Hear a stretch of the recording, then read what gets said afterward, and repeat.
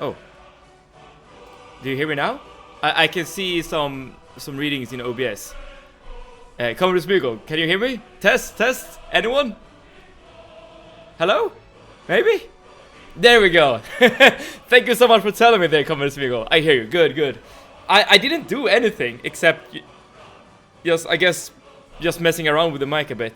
Alright, Comrade Smiggle, thank you so much for being here, and thank you so much for telling me that my mic wasn't working. And welcome to this very special episode of this Skyrim playthrough, because today we're gonna infiltrate the Thalmor Embassy, which will be very dangerous, very difficult, with a high likelihood of something going wrong. So I'm excited, I'm scared, but we'll see what's gonna happen. Alright, so right now we are in Riverwood. We have obtained the quest to get to the Thalmor Embassy in Solitude, so we just have to do some running, get to a cart, and just travel to Solitude. Commander Smeagol, if I remember correctly, you have played Morrowind before. Can I assume that you have played Skyrim as well? I'm not sure if I've asked you. Hello, sorry for missing the last two, been busy. Sarge, thank you so much for being here, thank you so much. And you don't have to apologize, not at all. You can enjoy this stream to whichever extent you like. I'm just happy that you're here. How are you doing, Sarge? I have, yeah. I love Morrowind, it's my favorite, yeah. That's actually the case for many people who have played Morrowind. Like, once you get a taste for Morrowind, it tends to like end up being one of the favorites of everyone who tries it. Of course, it's a huge barrier to cross, so to speak, with the old gameplay and the old graphics. So it's really like you need.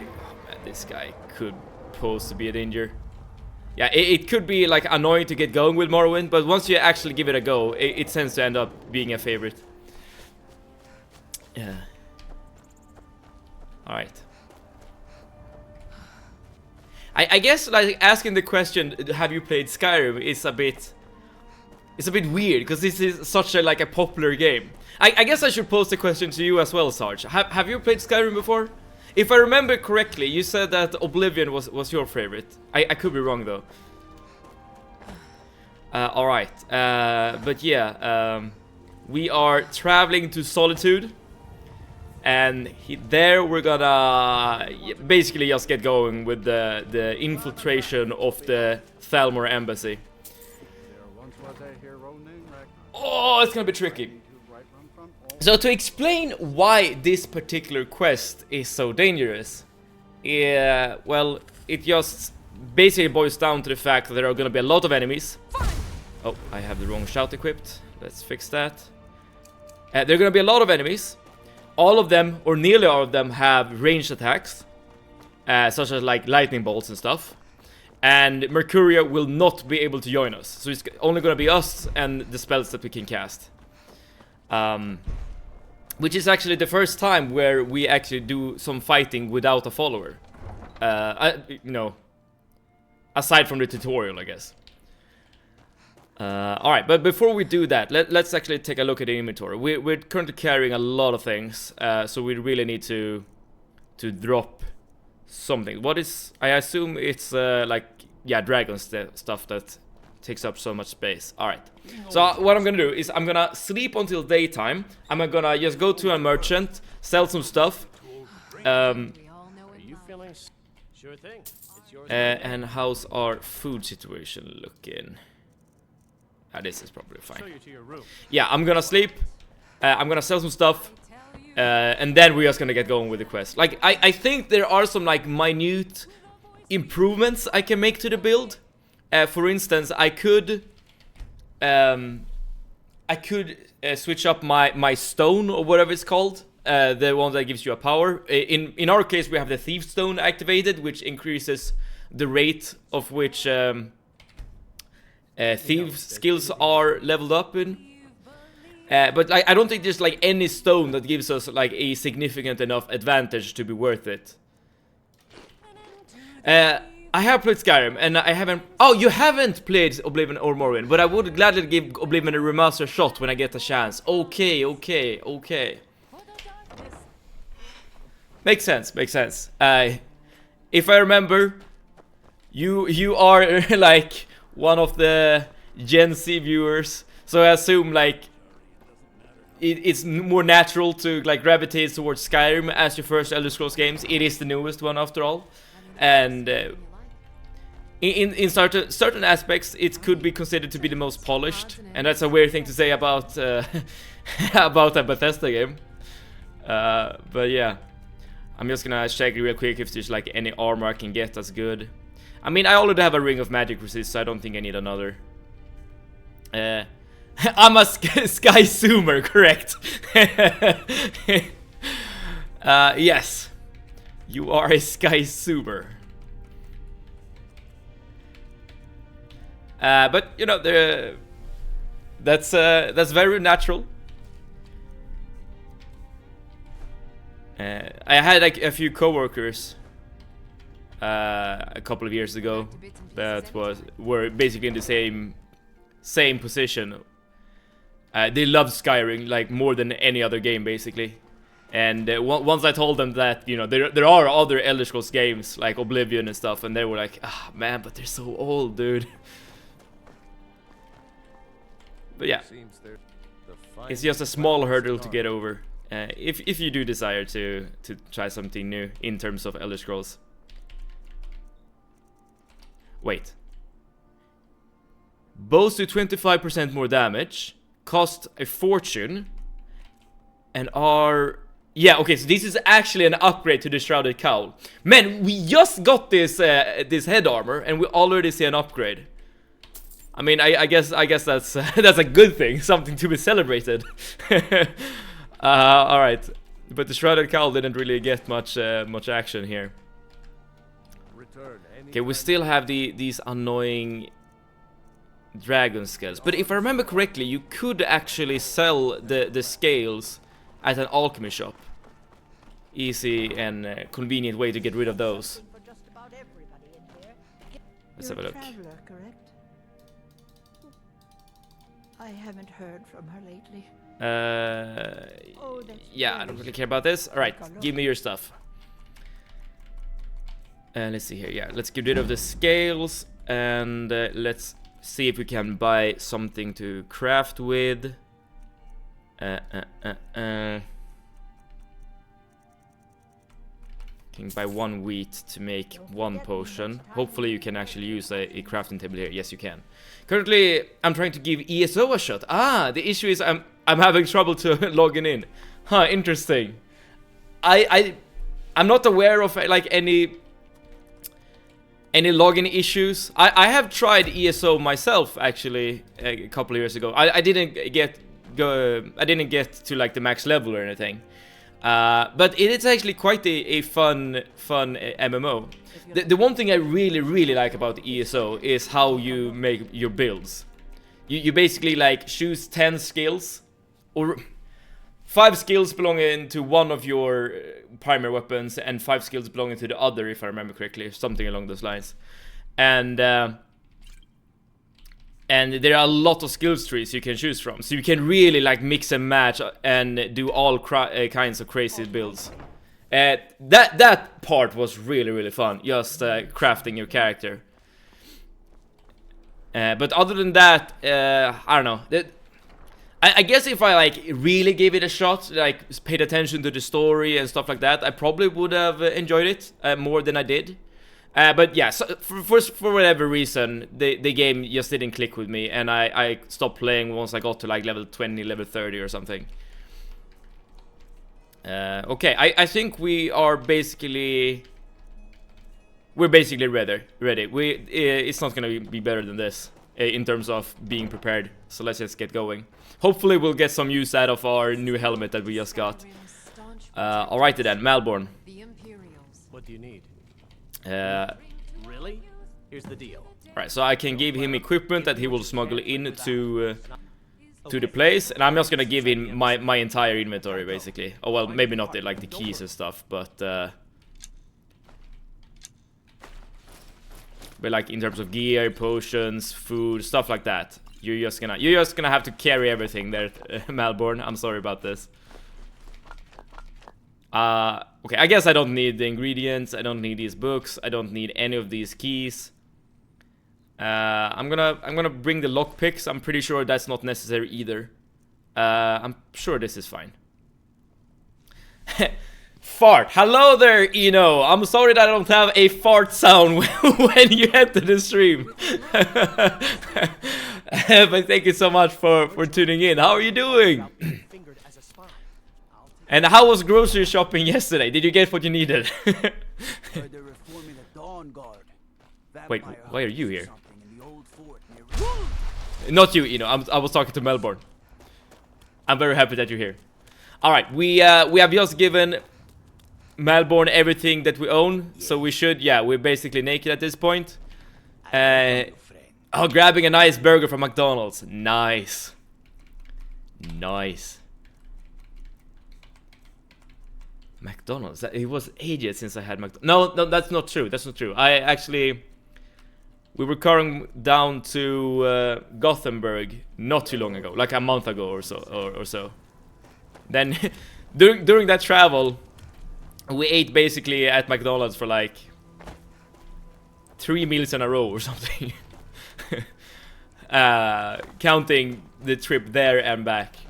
If you don't know, Gothenburg is a city basically on the west coast of Sweden, whereas I live in Stockholm, which is on the east coast. And it's not like like the United States, where the west coast and the east coast are incredibly far apart. I mean, Sweden is just like a very thin country, so you can definitely just travel across Sweden during a day. Alright, so now we have the party clothes. Let's put these on. Let's make a save. Okay. It's gonna be tricky. Let's do this.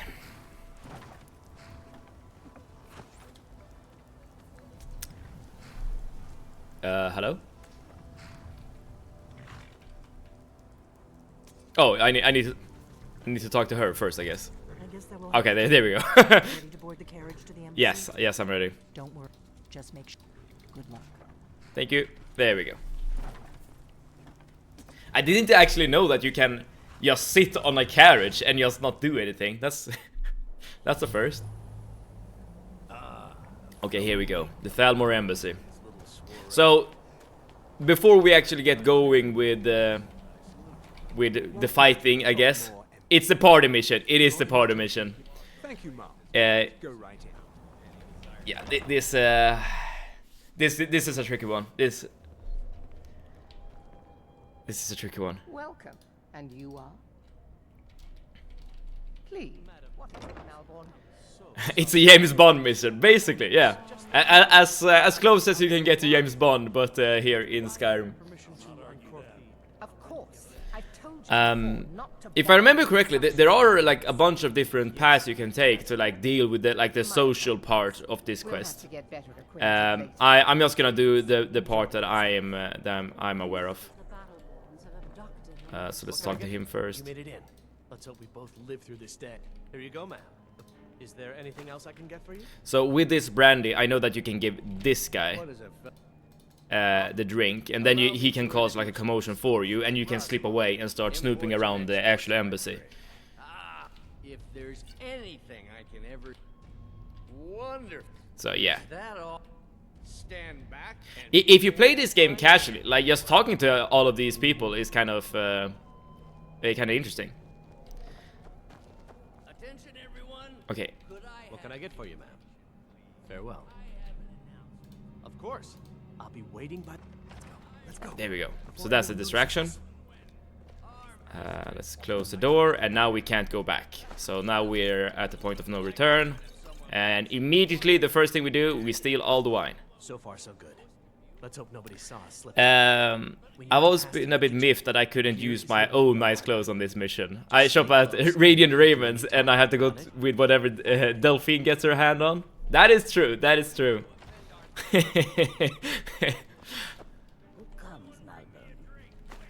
There's a lot of food here. I wonder if I should like bring any with me. kitchens? You know this is against the rules. Okay, so these are the ones that are actually been made. And everything else is just ingredients. You don't play casually though, do you, mate? You're on a mission. I am on a mission. Yeah. I'll lock the door behind you. If I remember correctly, like the last time we played Skyrim on stream, we did like talk to a few of these people. Okay, so here's our gear. Let's put everything on. And we are ready to party. Or ditch the party, perhaps. Let's equip our magic. We do. Okay, we are ready to go. Okay, so here, from this point onward, there are gonna be enemies, and well, we have dealt with enemies before. You're more of an Empire guy or a Stormcloak dude? I am definitely an Empire guy. That's not to say that there aren't any issues with the Empire, but between the two, I would say the Empire. I think that's the most popular take, but I'm not sure. Like, me personally, I've never actually played through the Stormcloak story. But what about you guys? Like, which faction do you prefer? So there is a bug here in this room that I've noticed before, where when you try to do a summon spell, it will actually be summoned in the room above you, which is quite dangerous, given that there are enemies just around here, as you can see, two guys chatting about. So my plan here is actually to go past these guys using the voice of the Emperor and go upstairs. And upstairs there's gonna be another enemy, but hopefully we'll be able to kill him. So both of the okay, so this is the guy I was talking about. I did not expect him to be downstairs. However, he is charmed, so we can just move past. Okay, so that's good. So that's good. We have used up one of the most powerful spells we have at our disposal, but using that spell, we're able to go upstairs. Now, here's the thing, though. I do want to clear out this particular room from all enemies. And the reason why I want to do that is because I want like a place where I can just fall back to in case things get too hairy.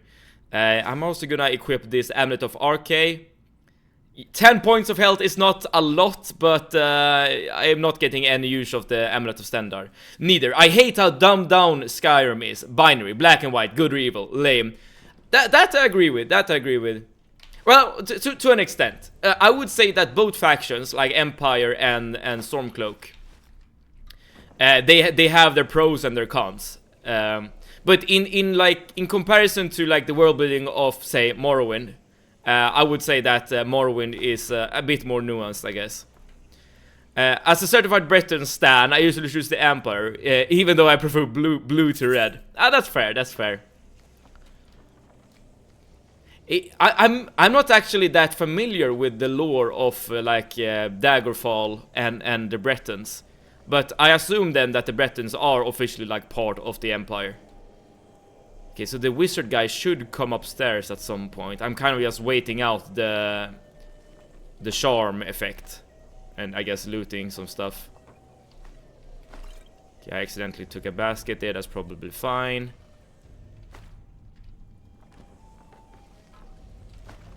Okay, so there are a bunch of cool stuff you can get here.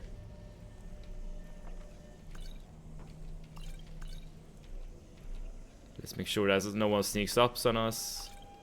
There we go. Okay, so the Empire is definitely the worst of the two. At least Ulfric has a point and a personal history to justify his actions. However, isn't like the common argument for the Empire that they are the ones who is actually holding back the Thalmor, or rather the Aldmeri Dominion, or whatever it's called, like basically the Hyals who wants to destroy the planet? I mean, sure, Ulfric would allow for the worship of what's it called, of Talos, and he will definitely kick out the elves out of Skyrim. But the natural response, I guess, from the elves would be to just attack. Hi all, hello, hi locals. How are you? Thank you so much for tuning in. We have started one of the most difficult quests in this game. Okay, we are now in combat. Wait, that was not supposed to happen. Wait, why did my summon just... Okay, I guess our summon is actually seeing the enemies outside. Okay, let's see if we can just lure someone up, and we can hopefully just take care of them one by one here. Let's see. Where are you? Oh, did they walk outside? Okay, things are not progressing as I intended. Wait, what's happening here?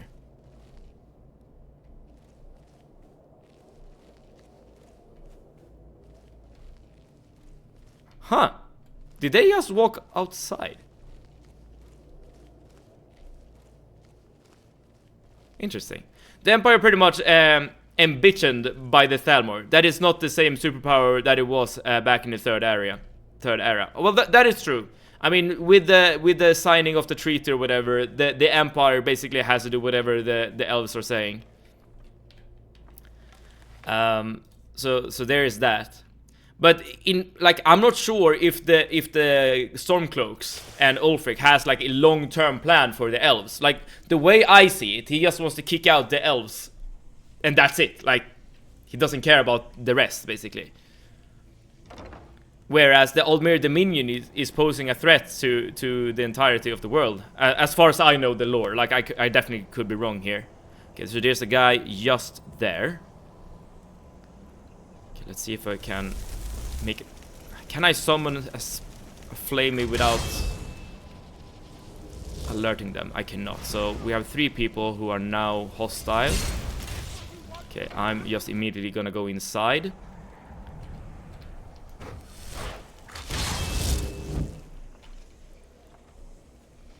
Yeah, so there are some red dots to our left here. Now I'm not actually sure what's happening with the enemies. I think they're going inside and out. Like they're entering this building and then they...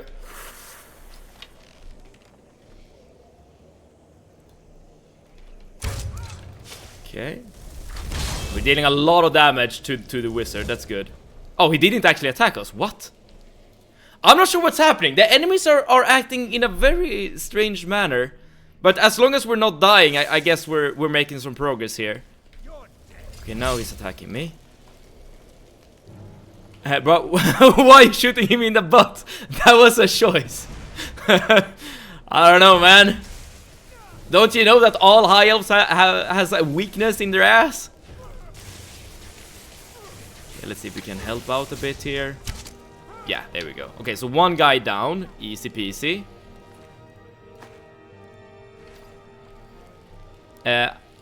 I'm sorry if I'm asking the most basic Elder Scrolls related question, but what's everybody's favorite school of magic and why? Butt shots are extra damage. That's what I'm saying, Hylokus. People keep talking about headshots, but no. They don't know the real stuff. In regards to your question, Sarge, I would say that my personal school of magic would be mysticism. However, that's related to the Morrowind way of mysticism. Like, the ability to, like, teleport is super cool to me. So that's what I would say. Of course, mysticism is removed in the later games, or in Skyrim, I should say. And it's severely nerfed in Oblivion. So in the later games, I would probably say... what would I say? Maybe illusion or alteration. Like, either of the two, I think. Okay, so no more enemies here. Alright, let's head outside. I'm gonna take this door. Let's start off by summoning one of these guys. Okay, I'm detected. Oh, I'm just detected by this guy. Hopefully they won't be waiting for us outside. In case they are, I'm gonna equip Become Ethereal. So I have a panic button I can click. Okay, so there are some enemies over there if you look at the compass. I think they're fighting.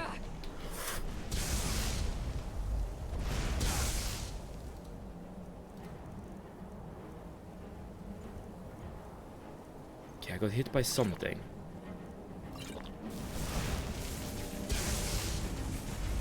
I think they're actually fighting Mercurio, who's probably outside the embassy, because you can hear the noises, right?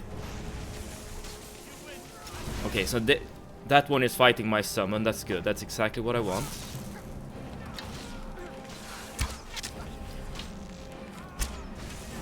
Wait, why are there so many dead Thalmor here? I didn't kill these guys.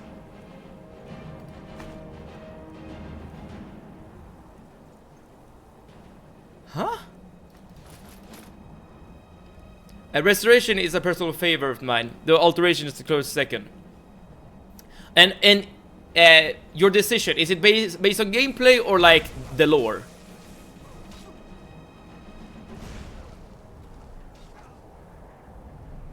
Why are so many dead?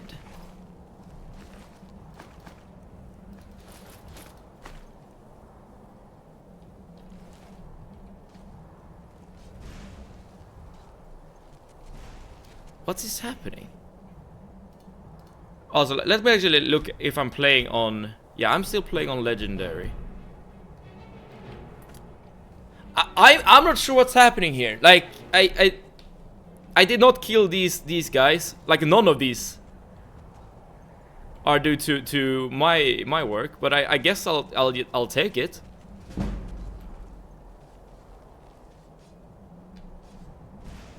I'm just confused. My favorite is alteration. I mean, the ability to like walk on water and just manipulate the world around you is very cool. That is why I would say alteration could be one of my favorites after mysticism. Okay, I'm just gonna have a quick look around outside here and just see if there are enemies left. Yeah, everyone outside just died, basically. So there are one enemy on the outside here, but he can't get to us, because... Oh, altercation. Okay, sorry. Gameplay-wise, I like defensive and support spells to fit the paladin vibe. Oh, yeah. And lore-wise, they closely align with my preferences. That's fair, that's fair. I get the feeling, Sarge, that the class fantasy of a paladin is very appealing to you, because I know for a fact that you mentioned that you would consider playing a paladin in World of Warcraft Classic, and I completely get that preference. Like my favorite class fantasy is the one of a wizard, which is why I tend to like gravitate toward magic classes. Is that like the Fist School of Magic? Fist first philosophy. There you go.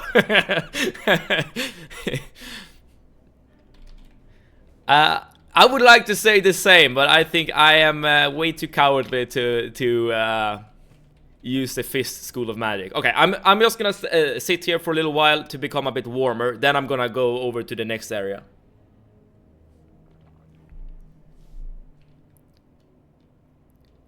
You can see at the bottom of our screen here, our maximum health is increasing. I cast Fist!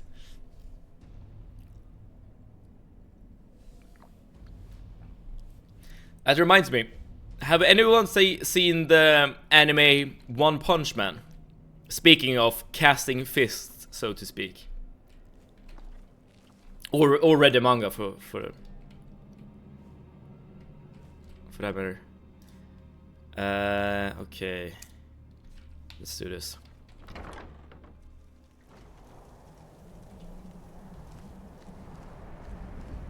Soup of the week! Hello! Thank you so much for tuning in! Alteration, because levitation sits in it. Yeah, which is sorely missing Oblivion in Skyrim. I agree. Hey Sam, by the way. Hey Sam to you as well. Thank you so much for tuning in. Yeah, alteration is really cool. Okay. There will be some enemies in this room as well.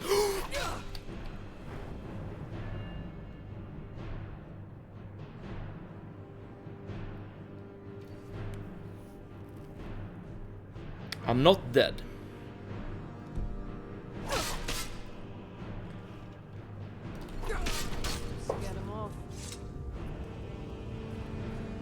But now I am. But now I am.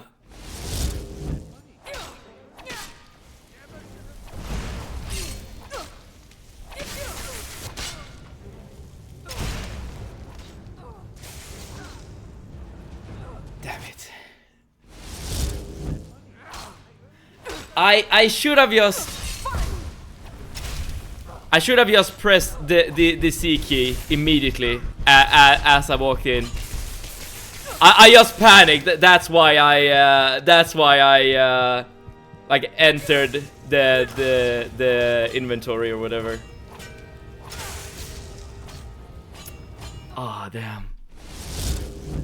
But one thing I'm super like curious about here is what's going on here in the embassy. So these guys are immediately hostile towards me. As soon as I walk in the door, and also there were those enemies dead on the outside.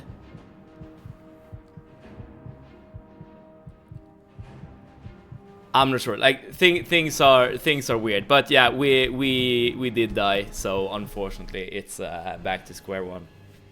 Oh man, that's a lot of progress just gone. I did say that the Thelmer Embassy has a huge risk of dying, and just walking through that door definitely definitely did us in.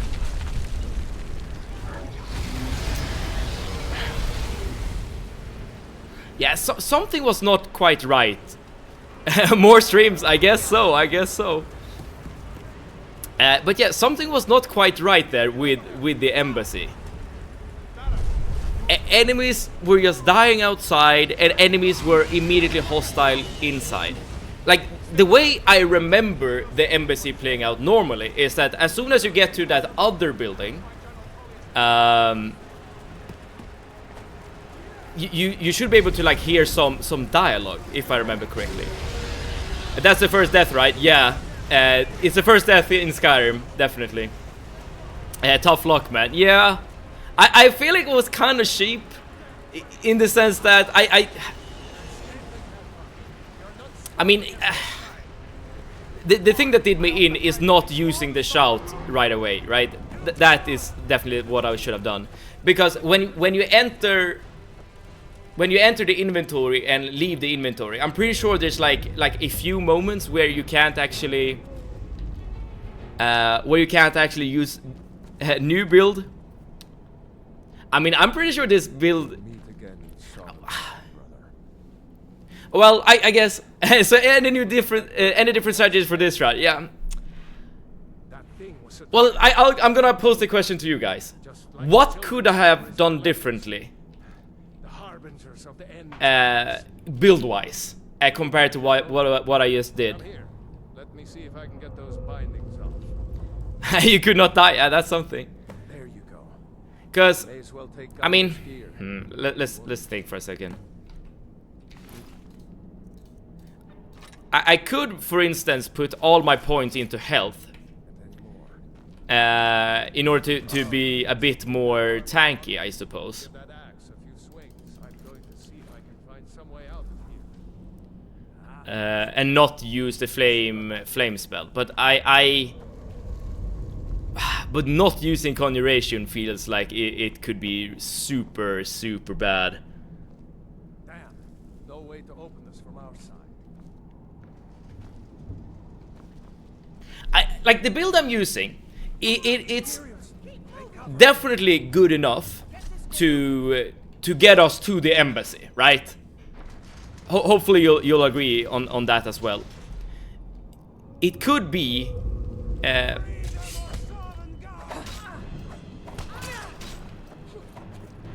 on. Rayloff, can you please get one of them off my back? Apparently not. I missed it. Did you wear the provided fancy clothes in the embassy? I did switch gear to the gear I was wearing. Of course, the gear I have is not super tanky. Come on, Rayloff, do something. There you go. So I could improve my build by getting like more physical resistances. So yeah, maybe I should focus a bit more on like armor. Maybe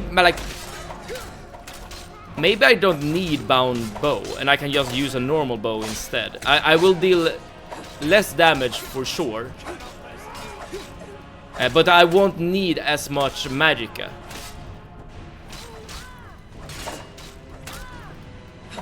If I recall, they attack on sight if you don't wear the fancy clothes.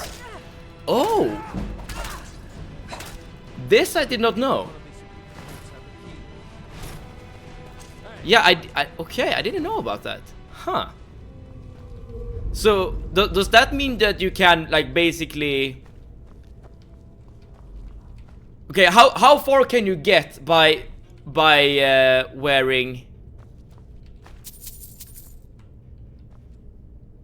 Or rather by, what I'm trying to say, by wearing fancy clothes. Like, how far into the embassy can you get? Because that could definitely be a way forward.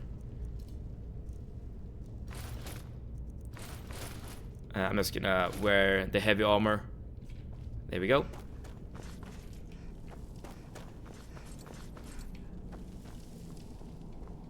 And also, I know that there's okay, let's think about this for a second. I know that there's a special interaction with the Thalmor characters in the embassy specifically. Like, if you're a Thalmor character with like a thermal gear set, I'm pretty sure that you can run past a few enemies at least. I've also managed to sneak through the courtyard by wearing Thalmor robes as a Breton. Oh, really? As a Breton? I was sure that only worked for Altmers. Interesting.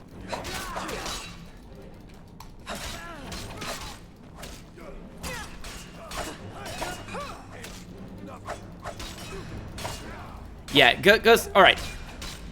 Oh, let's be a bit careful here. So, like the issue that needs fixing here is definitely the embassy.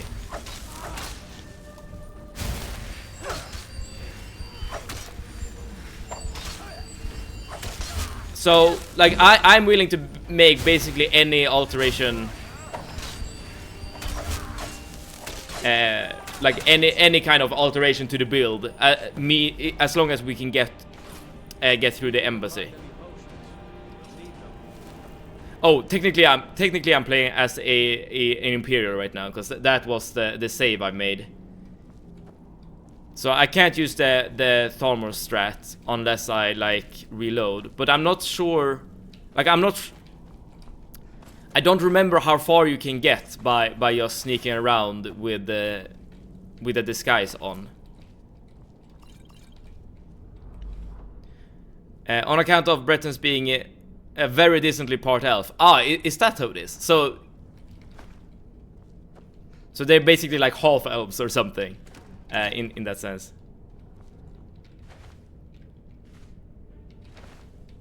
I'm just gonna grab everything here and we'll sort it out later. I do need some cooking supplies in order to like make whatever it's called, the veggie soups.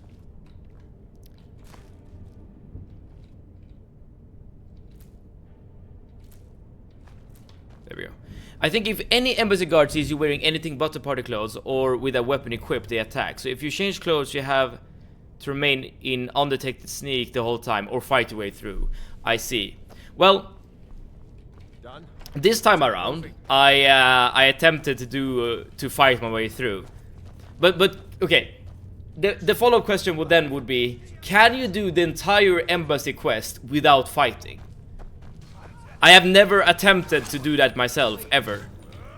But maybe it works.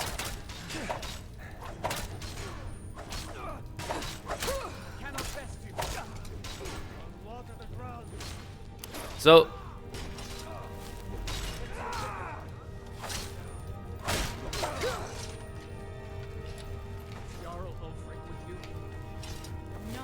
because if you can like use like your smarts, like use persuasion and stuff like that, and you wear party clothes, then that should probably be the way to go going forward.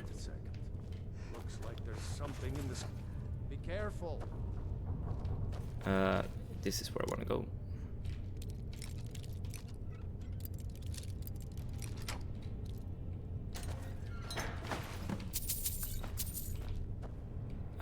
There we go. I'm pretty sure we got everything from this room. Yeah, I'm just trying to basically as fast as possible get back to where I was. And at the same time, I'm like thinking what I can do differently. I'm noticing like some gold in this cell, so let's just go in and take it. See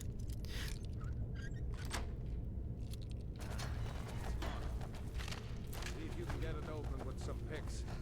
Might need that gold once we get out.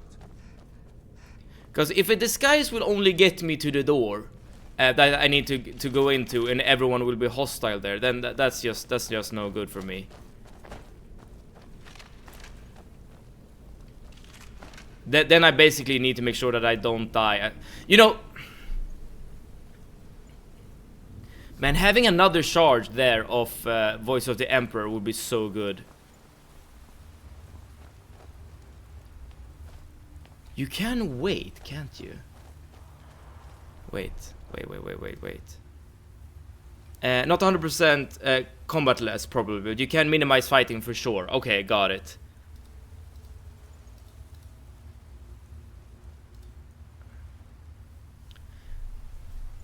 I was just thinking for right now, Voice of the Emperor. This is a very good power, and it is usable in the embassy. You can probably recharge this, right? By just waiting. The only issue is by waiting is that you will become sleepy if you wait for 24 in-game hours. But maybe that's worth it to get another charge. But at the same time, in order to wait, you need to be away from enemies. So maybe you can't actually recharge the Voice of the Emperor in the embassy.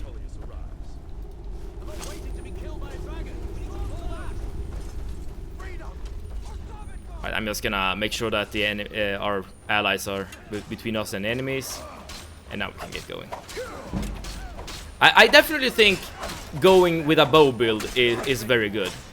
But the bow does not need to be bound bow, even though that's probably the bow that deals the most damage.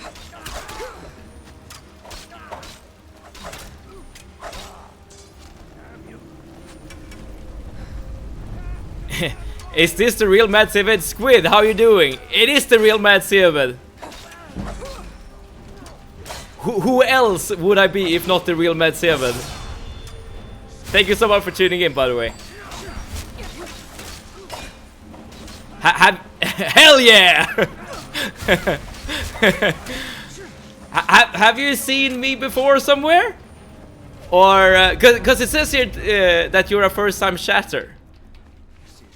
Or is someone else? Nope. Okay. All right. I was thinking like, is someone else using my username? Like this is not something I've seen before. Okay, so this is not a fire trap. All right, whatever. You can actually set this thing on fire, and usually there's like a fire trap under this little smudge. But that doesn't seem to be the case. Yeah, you have an AI impersonator. Damn it. You know, I would be kind of impressed if someone went through the effort of like creating an AI imposter of me. Like I'm not sure if I would be, if I should be like take it as a compliment or if that's something I should be enraged about. All right, let's drop as much as we can. Remember, we're playing on survival, or we will eventually be playing on survival, so we will definitely not be able to carry this much. But let's carry as much crap as we can for as long as we can, basically.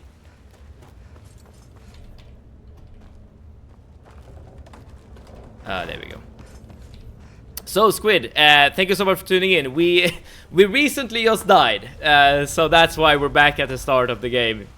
Unfortunately, it was definitely an avoidable death. I could have played better.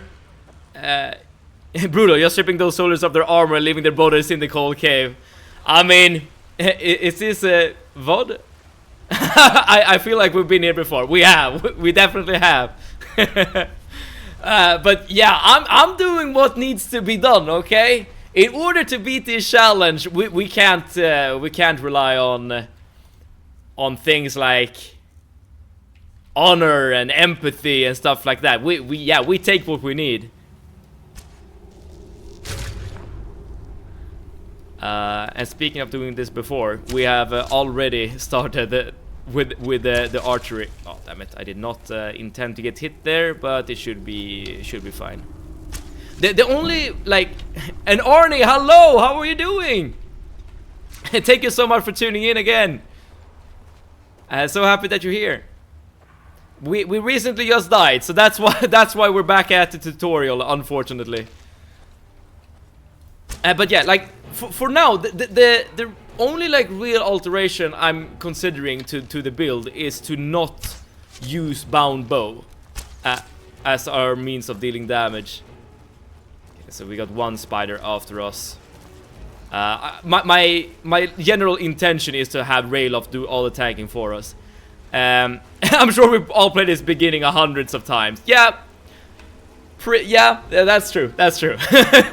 So this is a nostalgia place to be at for sure. Okay, there we go. So we got some health. Never gets old.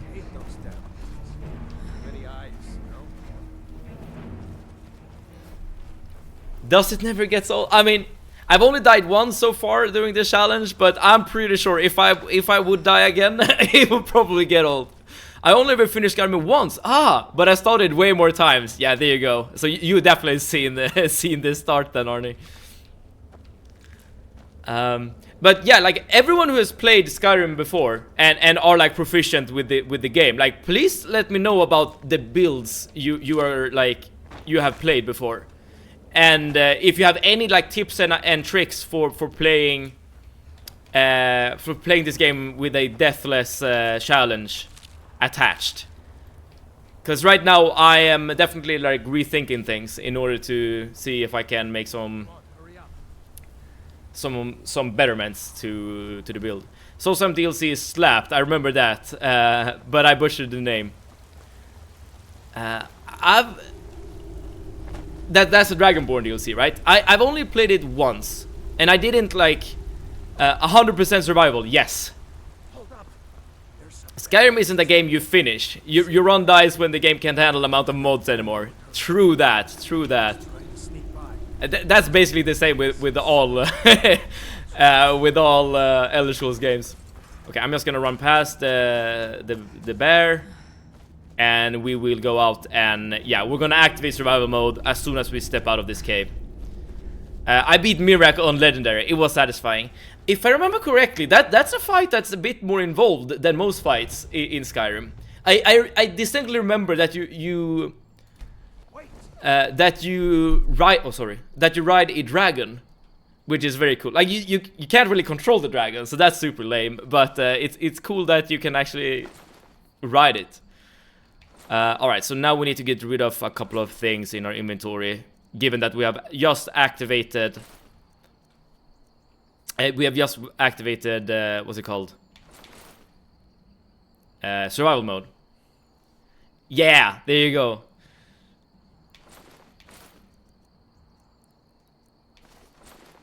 The visuals in that DLC was super good. I think parts of the reason is because... a lot of the visuals are inspired by Morrowind, and the the visuals in Morrowind are really cool as well. Okay, let's see if we can drop enough things so that we can start moving at the very least. Let's drop all these daggers. I do want to like keep some things on me so that I can sell them. Never played fully with survival. Lots to manage with eating and sleeping is crazy. True. It's definitely... It's a very different experience. I absolutely agree with you. But it's actually quite fun once you get used to it. Okay, so... Because it slows down the experience, which is a bit annoying. But it increases the immersion factor, which I really like. I was so overpowered by the time I got there. I finished with like 300 hours playtime. I killed Karstag in 5 seconds. Oh man. You know what? I would like to get to that point playing this challenge. But I'm so bad when it comes to Skyrim, so I don't really know of any like overpowered strategies I could utilize. Which is very different to the strategies employed in Morrowind and Oblivion. There we were super overpowered super quickly. Okay, let's start again with the Mage Stone, because I know for a fact that we're playing with Conjuration. Enchanting and Smithing for the win. I know that Enchanting and Smithing is really good, and you can do really good things with Enchanting and Smithing, but... like getting those skills to 100, that's where the issue lies, as far as I can see it. Because that would require you to go out and like get materials and we need to find magic items in order to like disenchant them and stuff like that. There's one enchantment in particular that's so good because it has 3 effects at the same time. I forgot how I did it. It's been a while. 3 effects at the same time. Oh, this is not something I'm aware of. Okay, here we see like the first effect of survival mode. We are hungry. But luckily for us, we have a bunch of food in our inventory. Okay, I'm gonna do some fishing here.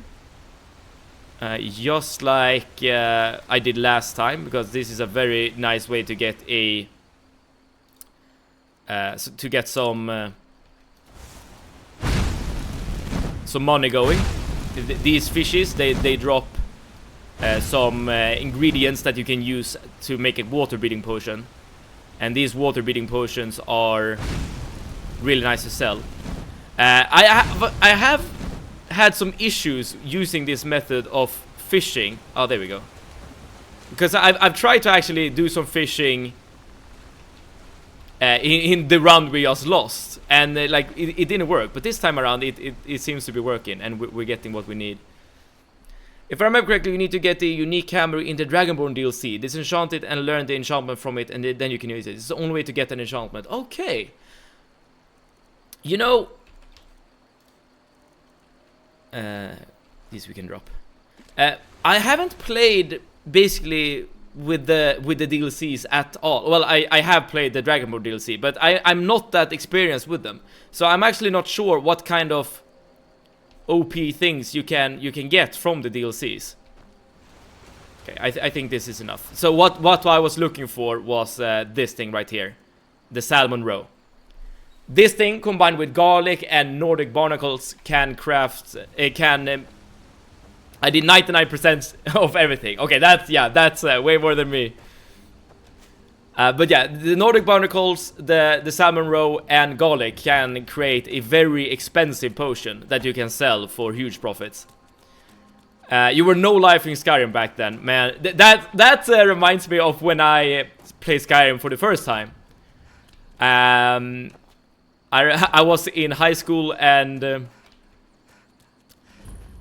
it was 2011, and I already knew that I absolutely loved Oblivion, so I was super excited for Skyrim, and then I got it for the Xbox 360 and played it like crazy. Alright, so I'm gonna start off the game the same way I did before. I'm gonna get Feindal as a follower, because this will allow me to get basically infinite points into archery, and I'm pretty sure we still want to use archery, given that Let's actually get Feindal as a follower first. We definitely want archery, given that it's very good to use at a distance, and it's very good to use against like dragons and stuff like that. Wait, I'm talking to the wrong guy. I need to talk to her. Maybe you could talk some sense into my pig-headed brother. Another poet. What's the... You can tell Sven that he already... Oh no, another magic archer. That was the build I played when I died. But I'm thinking about skipping the actual magic bow in favor of more health. I appreciate your help. Please. Okay, now we have Feindal as a follower. But starting as an archer is so good. Cause you can... using this method, you can get basically infinite magic skills. I want to do a sneak archer playthrough because I know that's the most popular, but I never finished that playthrough. That's something I have never played before, aside from this particular challenge. I spent like 100 hours exploring though. How much do you like unlock of the map with 1 hours of exploration? I feel like you could basically get every single location on the world map. Alright, so let's get rid of some stuff in our inventory. I'm gonna use the hunting bow myself, so that I want to keep. The rest we can get rid of. And of course we need arrows if we're playing as an archer.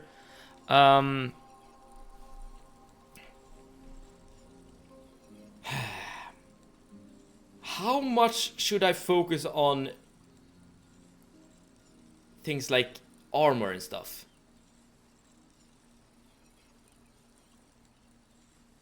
Because if I am in that same exact scenario I was when I died, I would have survived for a few seconds longer if I did have heavy armor on, that's true, as well as more hit points. But I'm not sure if I would have survived the encounter overall. I mean, that's definitely possible, but I forgot everything by the time, so it was like a first playthrough. I watched a vid of a guy completing Skyrim 100% in 100 hours. Oh man, I'm not surprised that it would take 100 hours, because that feels like...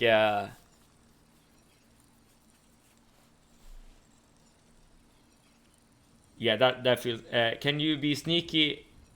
Can you be sneaky enough that armor is irrelevant?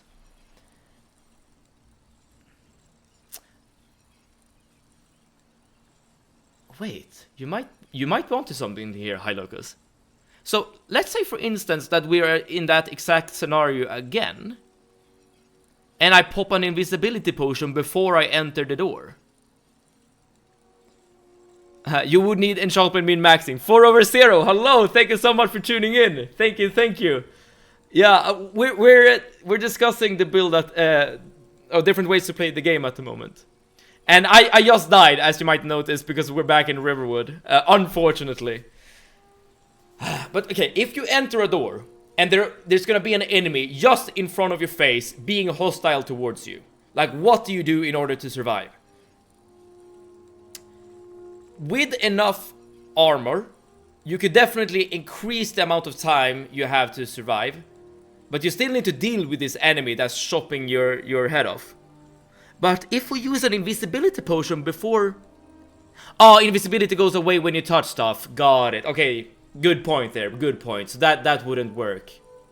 Yeah, so that wouldn't work. Yeah, that's a very good point. Damn it. Skyrim doesn't have chameleon. RIP. Yeah. I mean, it's probably for the best. To be honest. You know what? I'm just gonna... I'm just gonna go with the build that I used. But I'm gonna keep thinking about things we can do to, like... to improve it. Keep the shout... of the Emperor for that situation. Yeah, yes, and invisibility is also negated if you use any other spell or weapon. Got it. So invisibility is basically not an option. But you are right there, High Locus. If we can save Voice of the Emperor to once we go into that to that room, we definitely have a shot.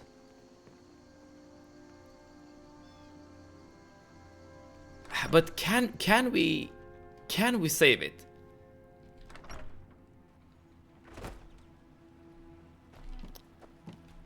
I mean, maybe we can.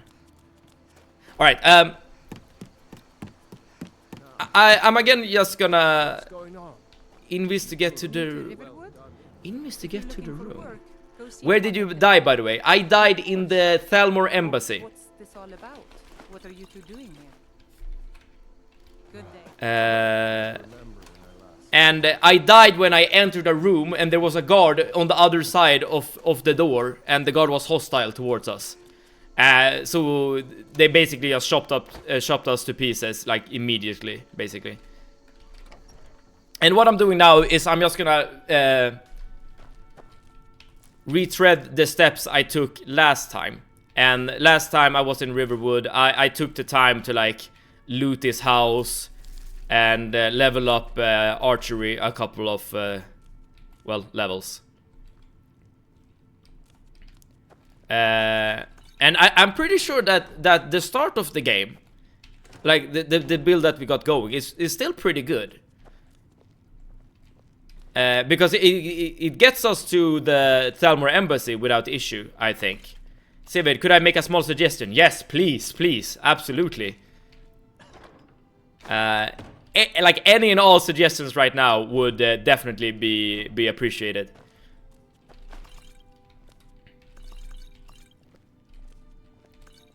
Because there are things I guess I don't know about this game that I could take to heart.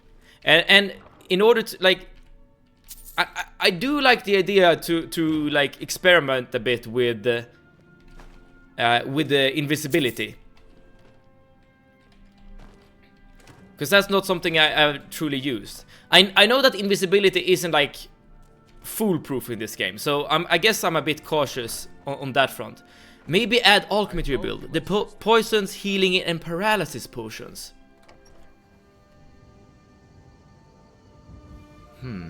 Yeah, please suggest. We don't want to go through this start again. Exactly, exactly.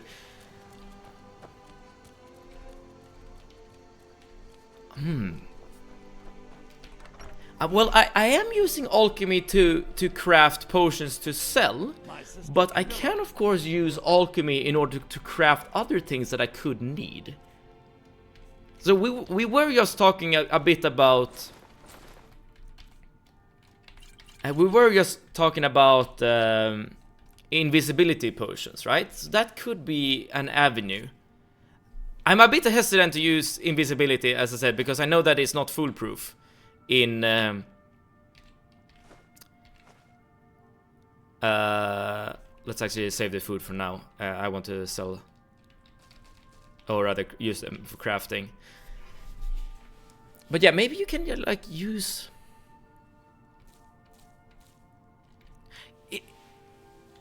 Okay, weird question. Is there a potion you can make that makes you invulnerable? I'm pretty sure that's not the case, but I just want to ask, just in case.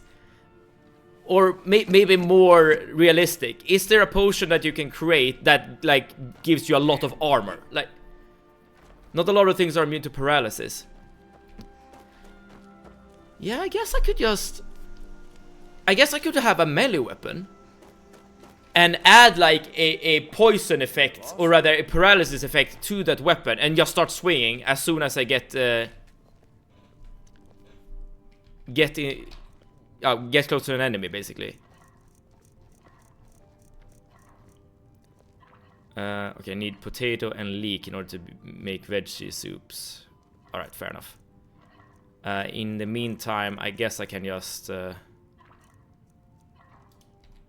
make everything else, basically. Can't you poison arrows? Oh, that is true. That is definitely true. I guess the issue is that it's a bit slower to attack with arrows, because you need to like draw your bow, right? So during that time, I'm pretty sure enemies can deal some damage to you.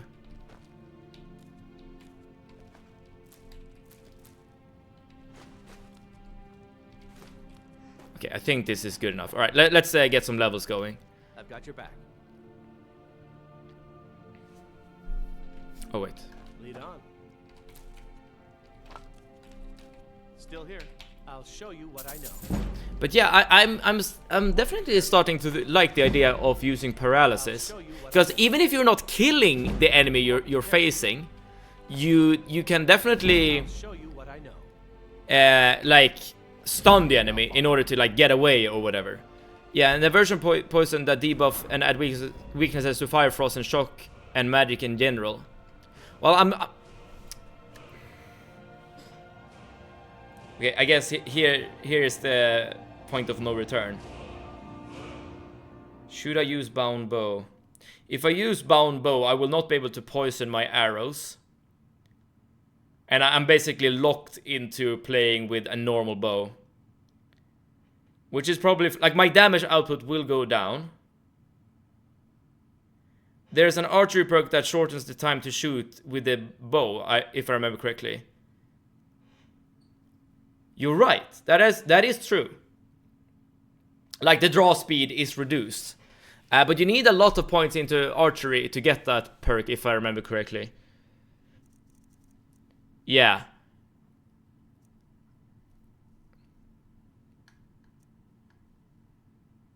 Man, if I have enough health to just not instantly die as soon as I step into a room, I should be able to like fire off a poisoned arrow or just swing with a poisoned blade and just paralyze someone in front of me. Then I will have a couple of seconds to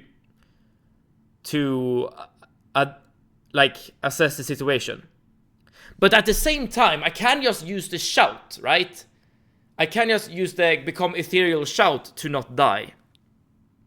So for instance, when I died in the embassy, I did actually have the no bound bow, I say, because the spell can be heard and draw enemies to you unless you get the points for silent casting. Then at that point, it's too much for so little. That is true. They can hear me. That is true.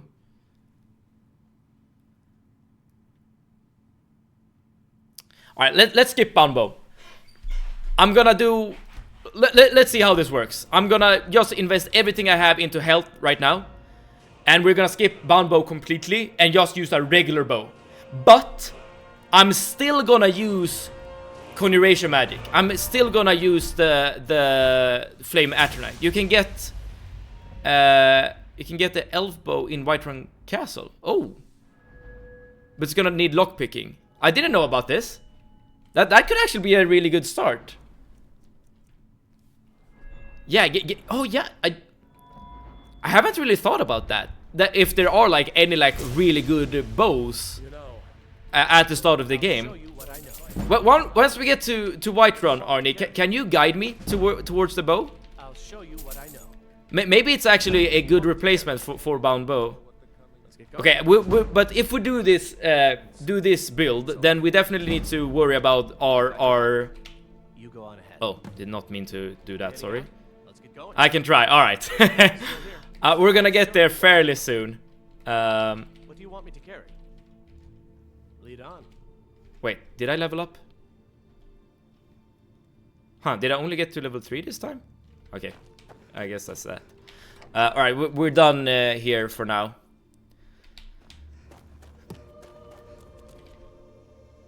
All right, so let's leave Riverwood. Let's also eat something. Let's eat a cabbage soup, perhaps. And let's leave Riverwood and get to Whiterun. We're gonna get more points in archery from Feindal, but not right now. But yeah, if we can find a normal bow that's just as good or even better than bound bow, then then the need from bound bow is just completely erased, which would be awesome. Just check the wiki right now. It's behind an expert display lock, but that's fine. I'm pretty sure I would be able to beat that kind of lock. It's not like Oblivion where I completely suck at lockpicking. With enough lockpicks, I'm pretty sure we could definitely beat an expert lock. And I know there are some wolves here. And Feindal is here to help us out.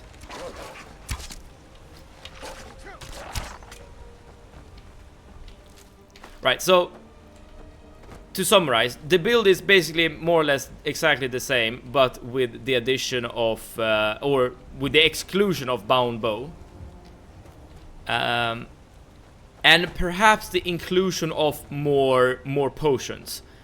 Invisibility potions and paralysis poison, to be exact. But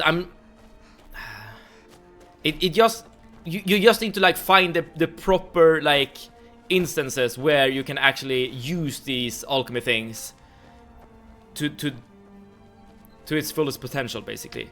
Also, might want to do the quest to get into the brother to get that armor to get plus 20%, plus 20 to archery. We actually did that with our previous build, Arnie. And yeah, I'm pretty sure I want to do that again.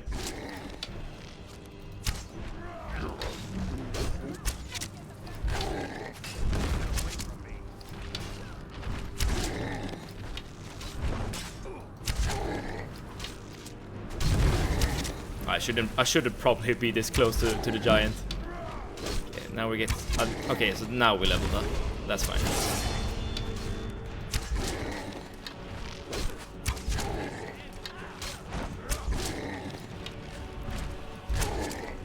I'm also gonna join the... Are you on Legendary? Yes, I am. Yes, I am. We are playing max difficulty all around, basically.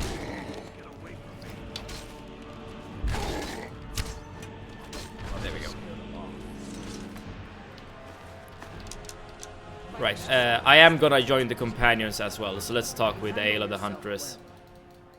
I saw that from your damage. Yeah, my damage output is not great.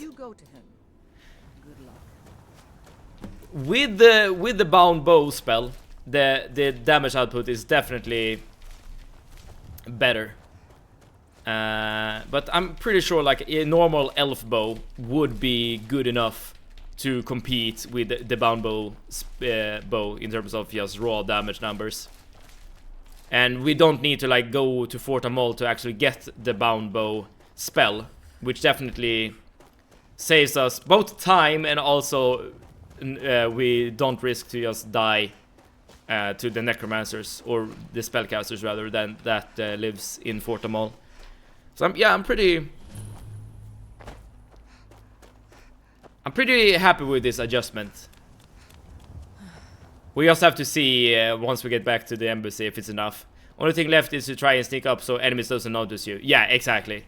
Now, when we died, we didn't really have an option. Because the enemies we were fighting, they were literally just standing on the other side of the door. Like there were no room to like find a place where you could like hide out or whatever. Like we were in combat immediately as we entered the room, which is kind of why we need some sort of, yeah, we have to figure out something for that. Exactly.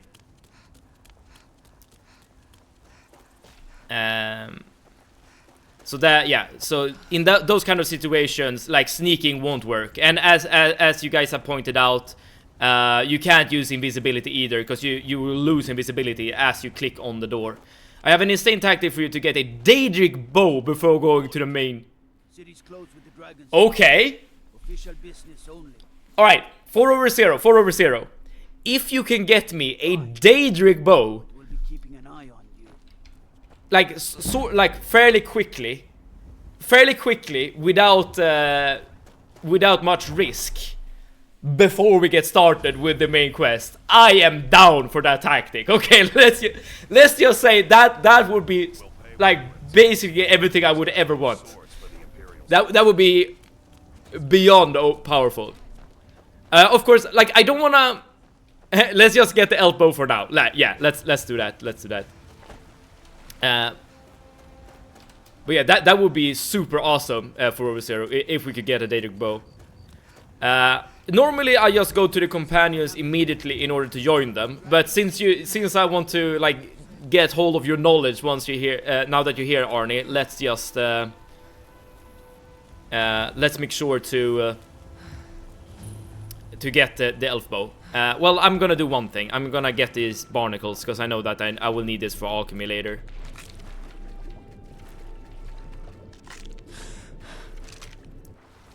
So just give me a couple of seconds here as I'm looting these barnacles. There should be some on the walls as well. Yeah, like that. So the bow is at the back of the castle, behind the Jarl's throne. Okay, okay, got it.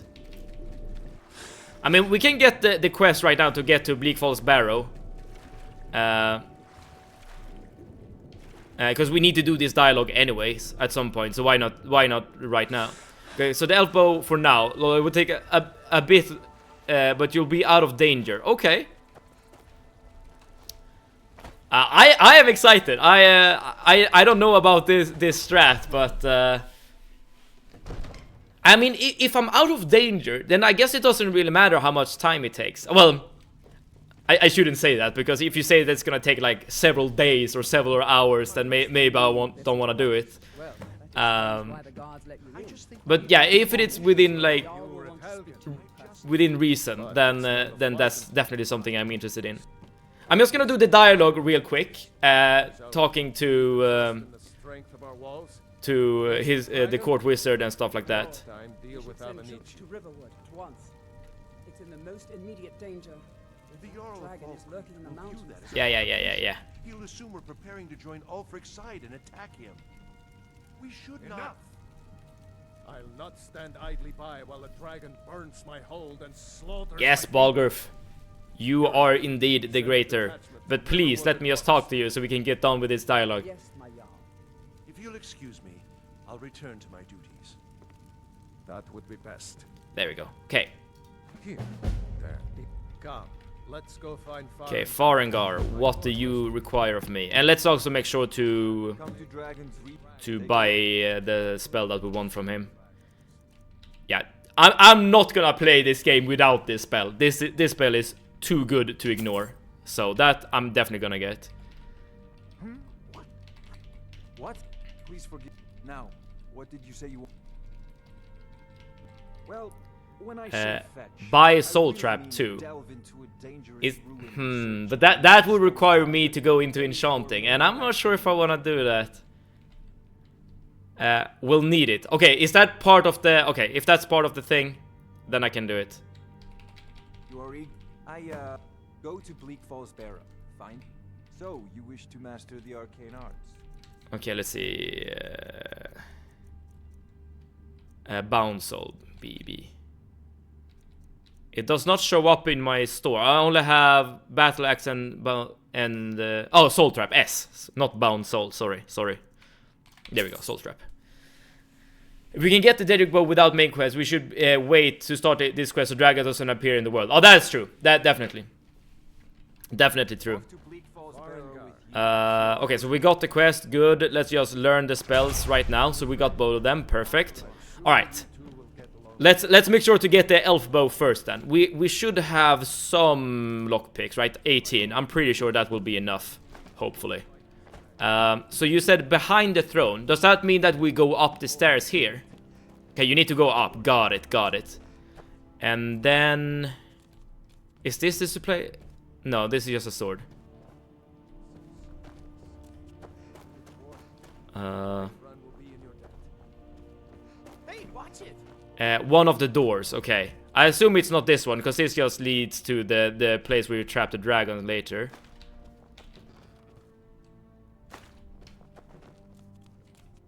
Okay, I'm going to the Jarl's quarters. Let's see if this is the place. So there was a... Oh, here we have an elf sword. Not really what we're looking for, but it's we're getting there.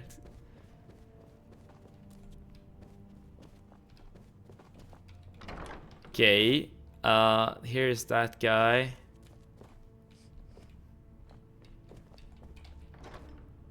Huh. Okay, I'm just looking for display cases at the moment, but if I should be looking for something else, please let me know. Man, I haven't really been here like that much. At least we're getting some gold, so that's nice.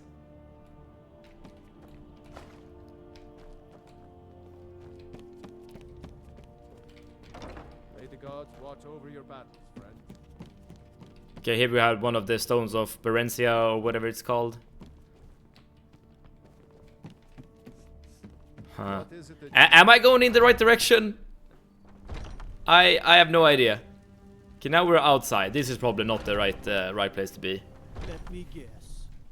Someone stole your sweet roll. Here's the actual Jarl getting to sleep. Here's another door. Huh, here's a skill book.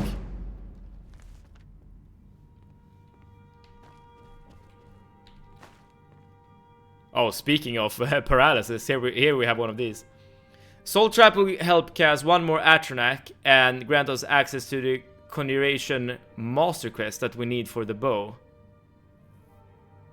Oh wait, sorry, I did a mistake here. I confused it with the Elf Sword, but there is a bow in Jorvasker in Ayla's quarters. Okay, okay. Let's head there. It's no worries there, Arnie. It's no worries, we got some loot. 4 over 0.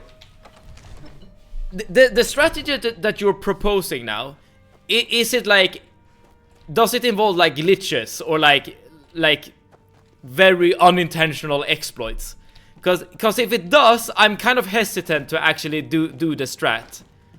I kind of want to do this without, like, within the boundaries of the game, if that makes sense. It's also an expert lock. All right, cool. Well, I want to get to the companions anyways in order to join the companions. So,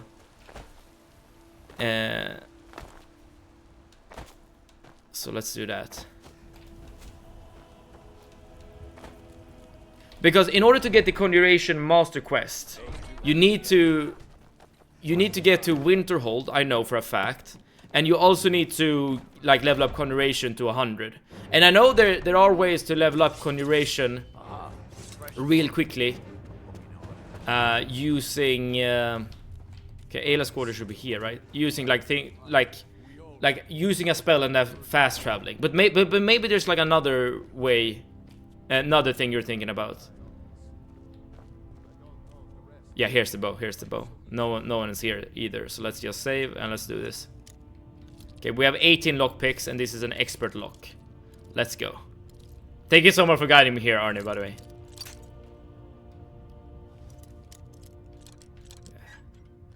There we go.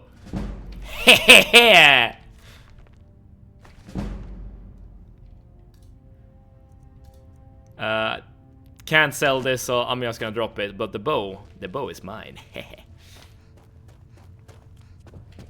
And free archer level 2, yeah. I should have actually saved the book, actually, now that I think about it. I should have used Feindal to get to 50 archery.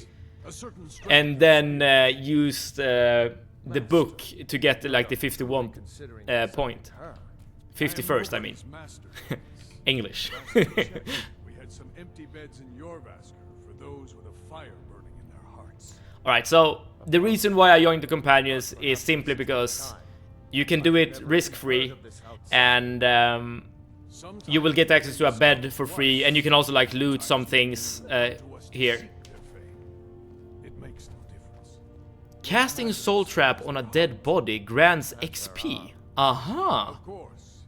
How are you in battle, girl? That may be so. We just need to get to 90 Conjuration, then we get the quest and we get our key. Interesting. Interesting. So you can basically... Okay, so that's a way to basically power level Conjuration to max. I mean, I guess you can also just use Summon Flame. 90 Conjuration will be a grind, true.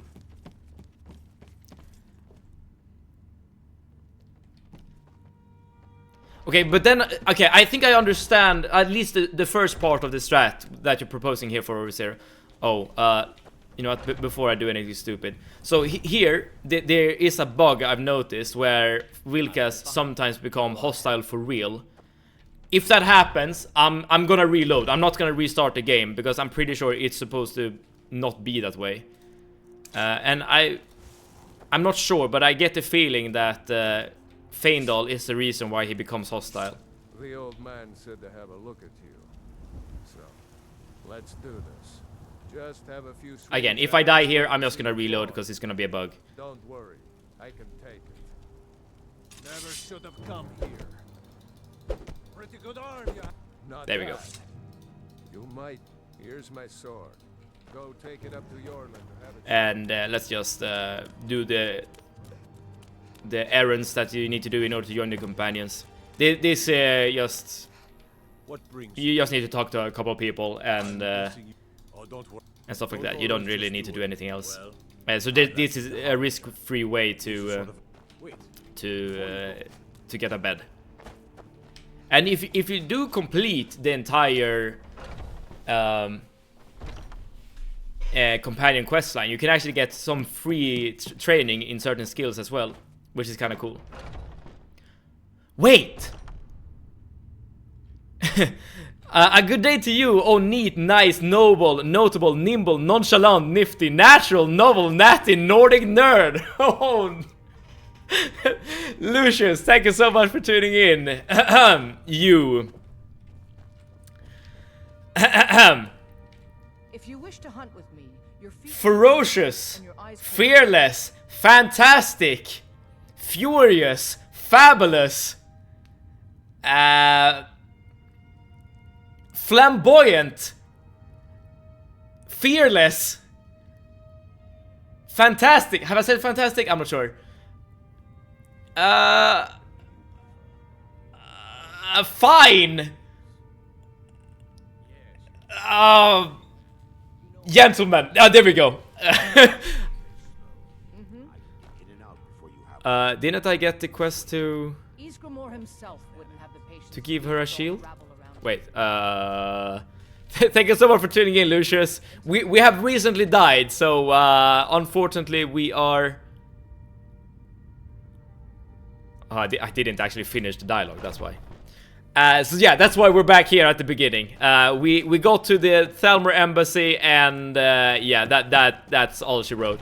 I'm pretty sure we could hear your brain break during that attempt. Yeah, you're definitely making me work whenever you enter the stream. Okay, so there we go. So now we got the shield. Yeah, I was a bit ahead of myself there, and just was in a hurry, I guess.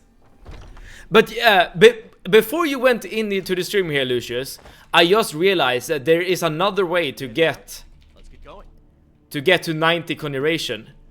So where are the gaming hot takes? Well, is there any hot take, Lucius, that you have in regards to gaming that you want to share? I did say my hot take during some Oblivion stream a couple of streams ago, where I said the thing about Witcher 3. I'm not sure if I have another like hot take. Well, no, I do actually. Ah, good. Another hot take I have See you made it up here. is that Dragon Age the Veilguard is not as bad as people say. Yes. I mean, it's not the best Dragon Age game by any means, but I definitely think it's better than people give it credit for. That's my hot take. Ah, a woman who lets her Seven, when you were born, all your points went into math attribute, not language. Yes. Jak and Dexter is far more deserving of a remaster / remake than Last of Us. Oh, for sure. I kind of had Last of Us fatigue at this point. I mean, the Last of Us game is fine. It's like it's completely serviceable. But I don't think it deserves as much attention as it has gotten. I mean, again, it's good, but is it so good that it requires like multiple remakes and a TV series and stuff like that?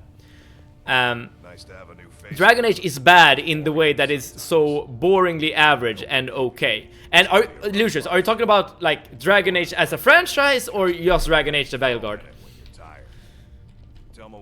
But yeah, in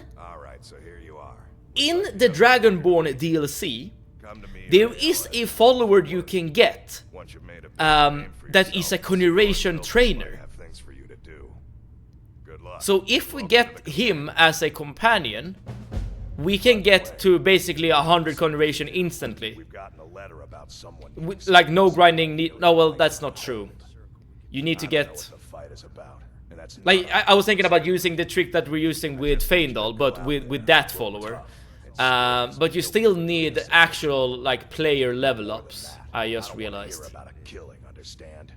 In order to like get infinite training, basically. Go. Bring I do mean specifically Veilguard, though I will say the franchise in general is nowhere near as great as some of the people pretended to be.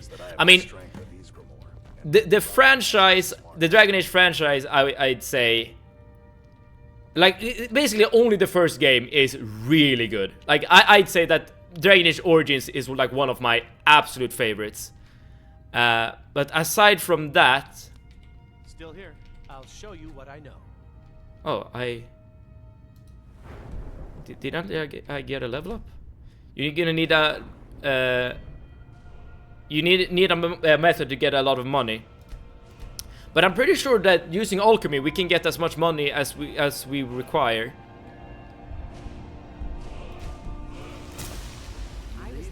I've got your back. But you might actually be onto something, because once you get to like the higher What do you want me to carry? Levels, it will require like tens of thousands of golds in order to just train one skill. I'll show you what I know. Yeah, so for instance right now we don't actually have the money to keep training. So let's just sleep until daytime, and then we can continue with archer training with this guy. Speaking of Last of Us, I fully believe the sequel is better than the first game. That's a hot take for sure. I have not played the sequel myself, so I don't really have an opinion there. But yeah, I remember that many people disliked the sequel to Last of Us. Dragon Age has always been lame. I'd rather play Day 1 unpatched Skyrim. Really? I mean, I'll defend Dragon Age Origin to the death. However, every single Dragon Age that has come out after Dragon Age Origins, I'm not as impressed by. Life's hard. That bar. I heard him boasting at the. If you want to try, go right ahead. Those I'm gonna do her quest so we can access the items in her store. You know why they dislike the sequel? Isn't it because like there's a very like masculine woman in the game, and that's basically it? I'm a bard by trade. Carlotta put you up to this, didn't she? Bribing me? Yeah. I mean, in my opinion, Abby. In my opinion, that's not really like good enough reasons to just dislike a game. But again, I haven't played it myself, so I can't really be saying anything about the sequel. And cause they kill off Joel. Oh yeah, that too. That's a spoiler I've been aware of. Actually, I actually very much like that they kill off Joel. Like, given how Last of Us 1 ended, I definitely feel like Joel should get some sort of reckoning, right? Like someone should take notice of the actions that Joel have made, right? Like killing him might be a bit excessive, perhaps, but there should be some sort of consequence, I feel, to what it has done. And the writing is ass. Oh, and she kills him specifically. Okay, and then we have to play as her, like, bruh. Ah, okay. All right, so you basically you're killing off your favorite character, and then you're playing as the person who kills him. Got it. Alright, let's craft a bunch of food items. These veg soup should last us for quite a while. It's really not. Outside of the weird trans kid subplot, it feels like very detached from everything else.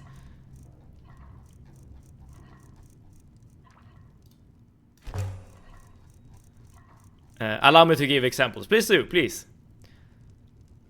I mean, I guess these examples could have... spoilers. What do you want me to carry? And I have not played the second one yet, but I guess like all the like major things are already spoiled. Okay, let's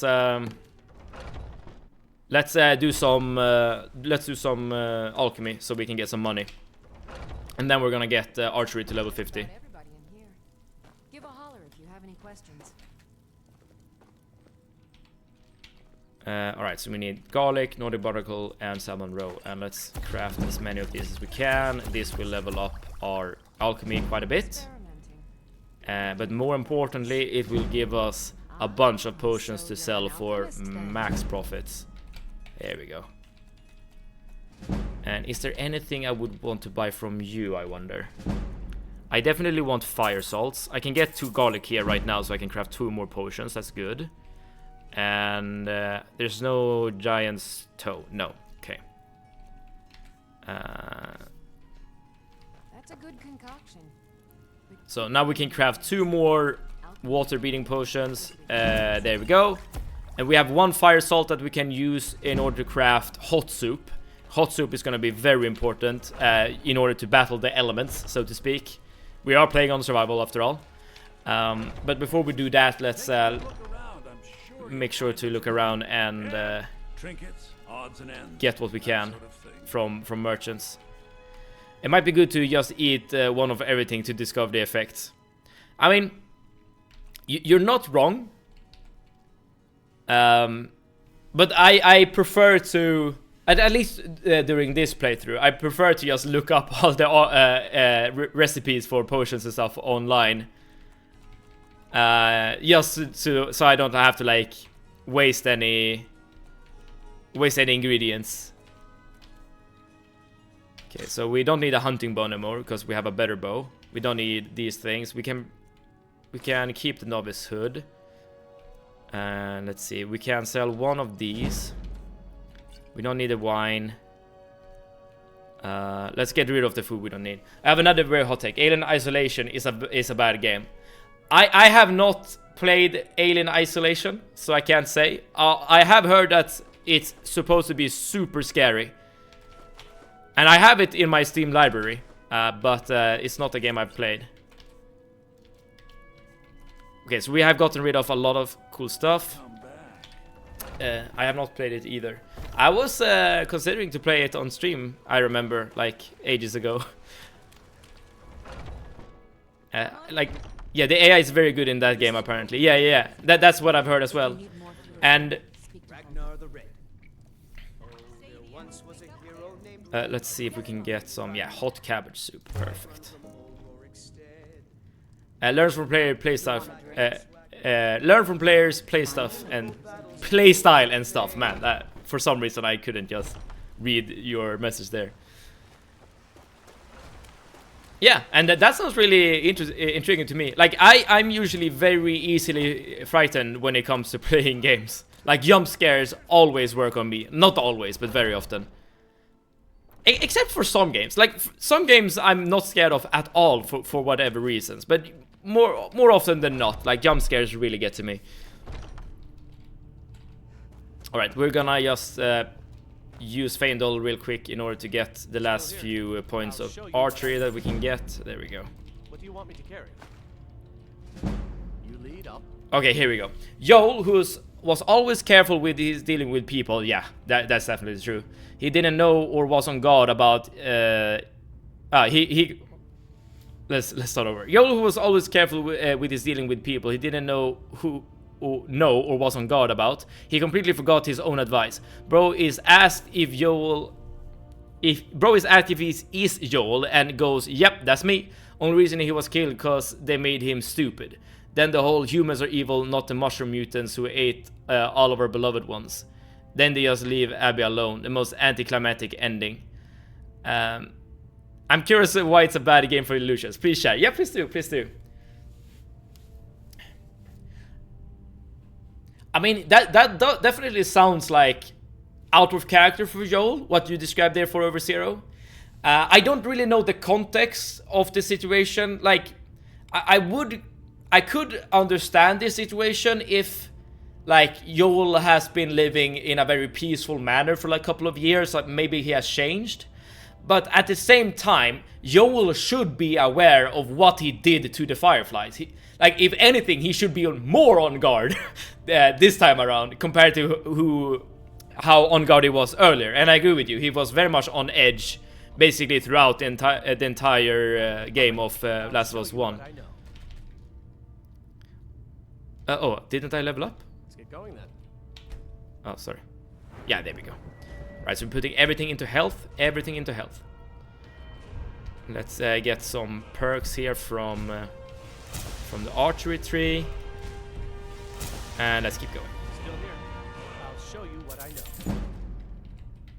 You go on ahead. Heading out? We're going. I'm right behind you. What do you want me to carry?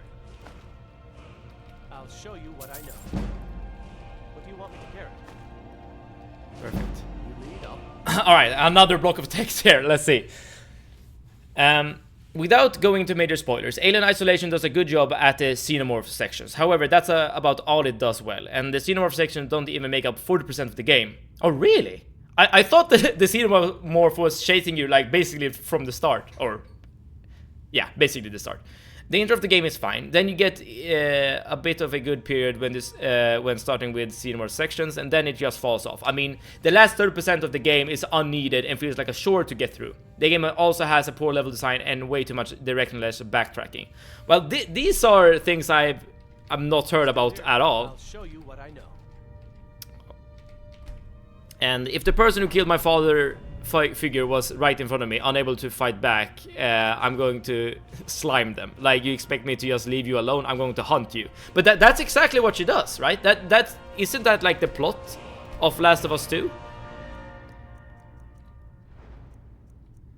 Okay, so can I use my perk points anywhere else? Well, not in the trees that I want. Oh yeah, they're robots too, not just a xenomorph. The robots are mid from what I've seen. Oh, this I didn't know at all. Okay. I'll show you what I know. Towards the end, the writing gets worse. Okay. I'll show you what I know.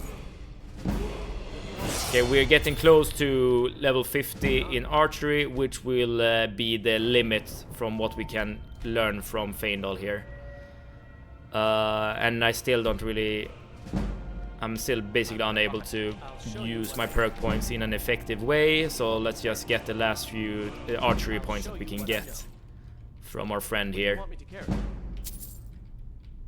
I'll show you what I know. You lead up. And then if you leave someone else grieving, that person will then hunt you and kills you, which leaves someone on your end to repeat it. 10 out of 10 planning, good job. Yeah, I mean, I guess leaving, what is she called? She's called Ellie? Leaving her alive basically just creates the situation that made them hunt Joel in the first place. Because I know that they're killing Joel for revenge. Alright, so we have gotten everything we can out of Feindal. You have been great to us, a good friend. Thank you so much. Now let's figure out what to do. So we can grind for the Daedric bow. There's one thing that I'm hesitant about by doing this, and that is the fact that we're gonna level up quite a lot if we get to 90 conjuration. It will give us better summons, I suppose, but the game will level up as well. And that could be tricky.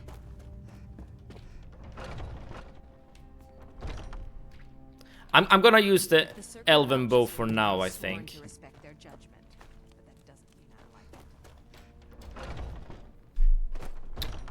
Speaking of horror game hot takes, Outlast 2 is 10 times better than Outlast 1. I've not played any of the Outlast games either, so again, I can't really I can't really comment. I've been looking. Looks like that's it. I have the multiplayer game in my Steam library. The Elven Bow is a goat for early game.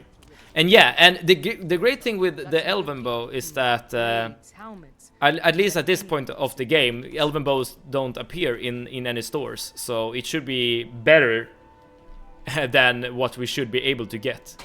Alright. Don't forget to check inside the shop if you need Okay, so what now? Now we need to... We don't know where the dragon is. We still need to get a follower that's good. I still think we should get Teldrin Zero as a follower. So I am still gonna travel to Windhelm in order to get Teldrin. Or rather, I'm gonna get Teldrin and then I'm gonna go to Wilhelm and then take the boat to Ravenrock. Then I'm gonna recruit Teldrin. But I'm not gonna go and grab Bound Bow. So that's gonna be a difference between the previous build and the current one. I'm just looking for like any piece of gear that...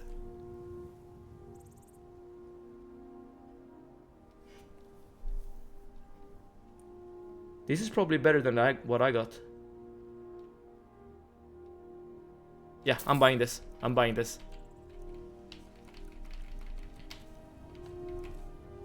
So then we can sell the hood. Yeah, exactly, exactly. And we can just use our water beating potions to just get back our money. Easy peasy. I also got my girlfriend to pay V-Rising with me. Oh, nice! Are you having a good time? I remember having a great time playing V-Rising. I also played co-op. Not with my girlfriend, but with just a couple of friends. But yeah, V-Rising is a very, very fun game. Where do you want to go? Climb and back and we'll be off. So, I'm gonna do two things here. I'm gonna start off the Dark Brotherhood quest line. I'm not gonna finish it. I'll do that later at some point. And then I'm also gonna take the boat to Solstheim in order to get Teldrin Zero as a follower. And after we get Teldrin Zero as a follower, we can just go back to Bleak Falls Barrow and we can immediately get going with the main story. Took a hot minute for her to figure out how to play the game. So far we killed 3 bosses. Oh, that's nice.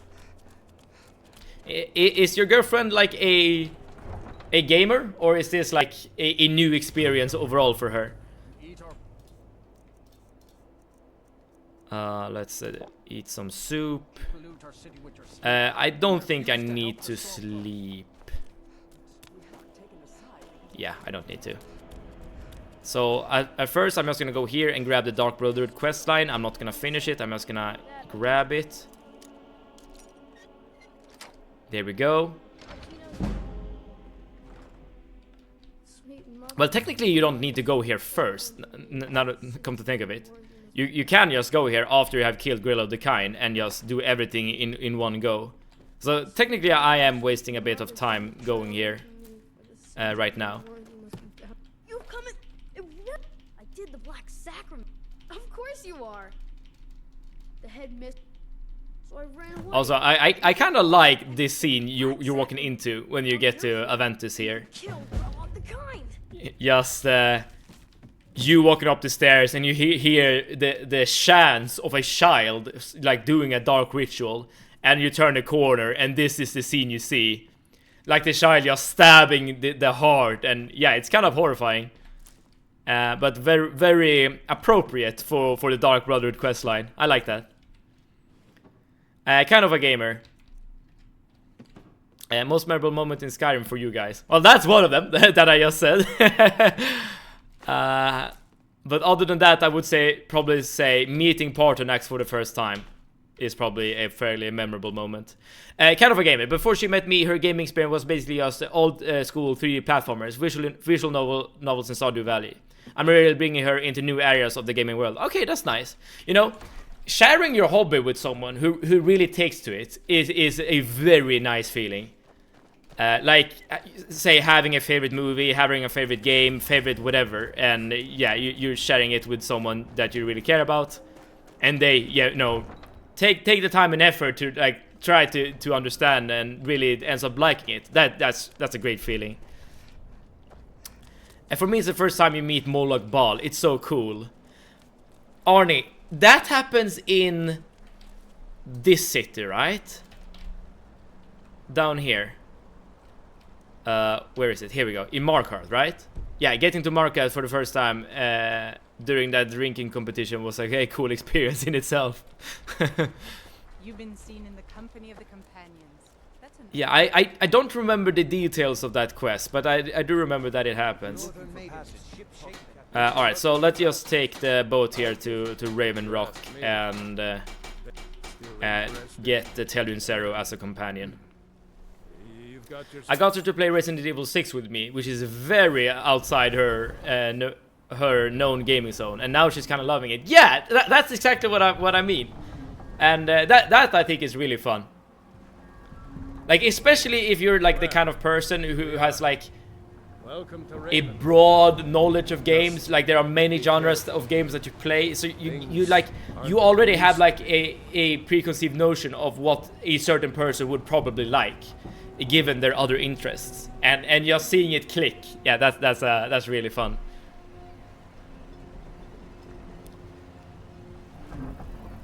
But yeah, Arne, to your question, I would probably say meeting Parthenax is probably my most memorable moment. I mean, it's also fun to do like the Sheogorath quest, because Sheogorath is just a wacky character. But yeah, this is not where I want to go. This is where I want to go. So yeah, we're just here in Raven Rock for a second. Feindal, you have taught me so much about archery. I'm very happy for you. You have done me wonders. But Teldrin, you're with me now. Can I craft something here? I'm pretty sure I picked up a few pieces of salt. Yes. 1 cabbage soup. I definitely need more fire salt so I can craft hot soup. Yeah, we'll get to that part when we get to it. Alright, so now we're basically done with the prep. The only thing we can do now is to do 4/0's strat. Oh, I can't really sell here, whatever. In order to get the Daedric Bow. It will require grinding on corpses for conjuration skills. Seeking passage to we sail as soon. And I mean, it might be worth it. Like, talk to Captain Gowland if you're looking to book passage. But yeah, it's gonna take some time. I'm gonna stick with the Elven Bow for now. And if I feel like we definitely need like a boost in terms of our damage output, then we can go grab the If it'll help us get moving. what's it called? The Daedric Bow. Okay, can't I? Yeah, there we go. I got stuck there for a little while. Alright, so the strat now is to take the boat, or rather take the cart back to Whiterun. We need to sleep and eat and do stuff like that, you know, the survival things. And then we're just heading immediately to Bleak Falls Barrow, and we're gonna go and clear out the dungeon, basically. Hopefully Telvian Zero will not die on us this time, but we'll see, we'll see.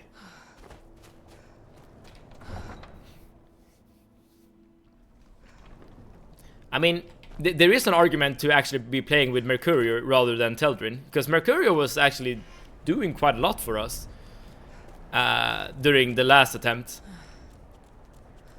But I personally feel like having an additional Flame Atronach to help you out is worth it, or is more worth it rather than having a good Destruction Mage. And the idea to playing without a follower at all, that's just... I don't want to do that. The more people that's there to help you out, the better, I'd say.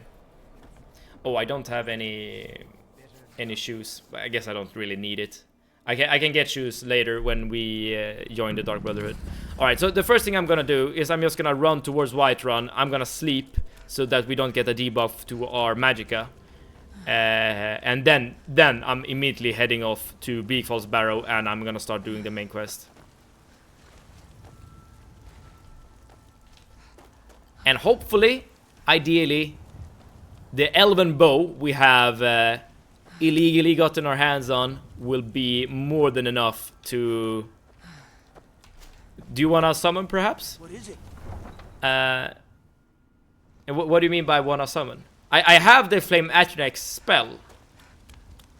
On legendary difficulty, it's pretty useful. Yeah, I have one spell. This one. Oh, I don't even have enough magic to cast it. Of course, we haven't leveled our magicka at all when we have leveled up. But yeah, I agree. Summons are really, really, really good. And the Flame Atronach did wonders for us during our last attempt.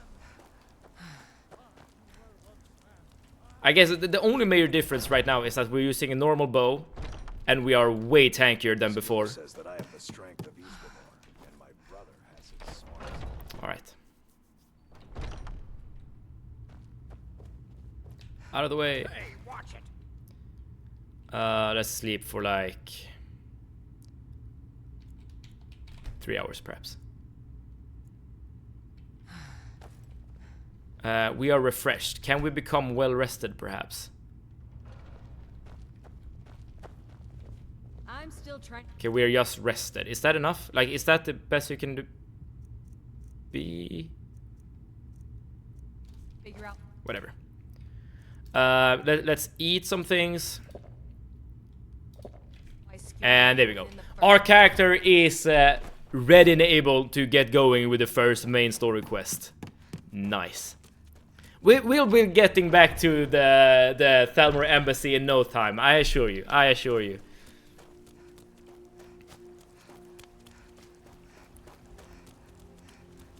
Unfortunately, we cannot fast travel to the dungeon. There's no fast travel whatsoever. Oh, I should sell this dagger, but I'll do that later. Oh, also, speaking of summons, can I actually... Oh...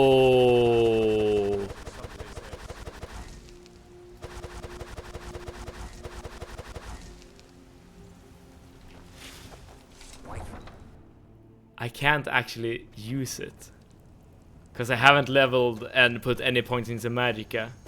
It's fine for now, because we have Telrin to basically act as a summon for us. But this is definitely something we need to fix. This will not do. Alright, so we will have to deal with the first dungeon without any summons whatsoever. That's gonna be a bit scary. Okay, so I need to put some points into magicka then. Either that, or I need to get the following perk. The perk that like halves the conjuration cost. But then I need to get to 25 conjuration. Alright, so getting to 25 conjuration is very important. Can't know it was me if no survivor. It is good planning. Wait, what are you referring to?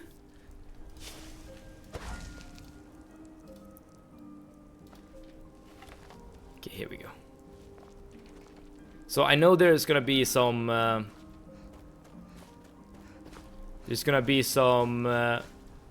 bandits on the not bandits, wolves on the path here. Because we're basically taking the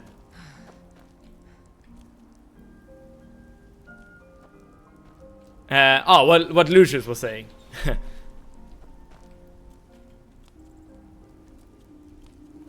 where's Telrin? There he is. Very good. So I know there's gonna be some what are they called? Ice wolves or something up the mountain here. So I need to be a bit careful here. And last time around, Telrin got the attention of these giants, which you know, we want to avoid if at all possible. Okay, here we go.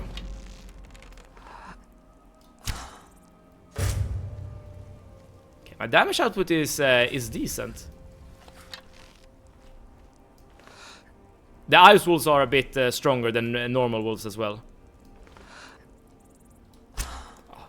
Tried to lead the shot, didn't really work.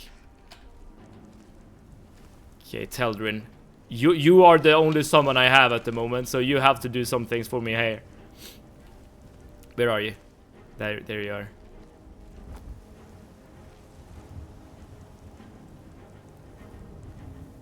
Okay.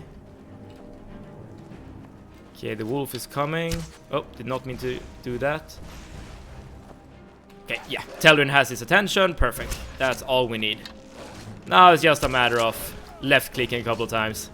Yeah, the damage output we got going with the bow is very, very respectable. Alright. And we're getting very cold moving up the mountains. I guess we don't really have any shoes or gloves. Oh, it's really getting very cold. I mean, I have hot soup in my inventory, so if I have a backup in case something goes super bad. I assume this is like considered to be like a storm.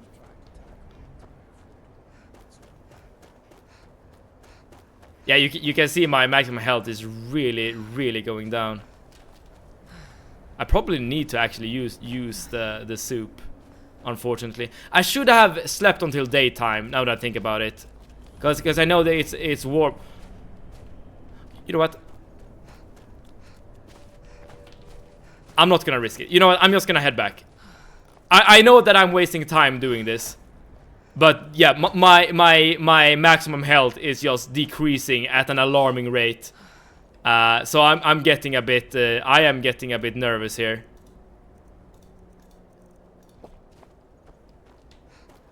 Let's see. Let's better be safe than sorry. Exactly. So let's just head back. I have hot soup in my inventory. Hot cabbage soup. But I would prefer to save it until the last possible moment. All right, let's just keep an eye on our maximum health. Yeah, we are numb. This screen is basically just white. Man, it was such a good thing that we got that soup. I probably need to eat it.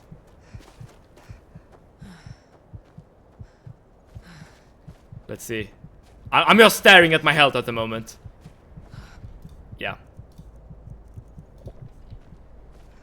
Oh, it didn't increase my health by that much. Oh no, not bandits, not now, not now, not now. No!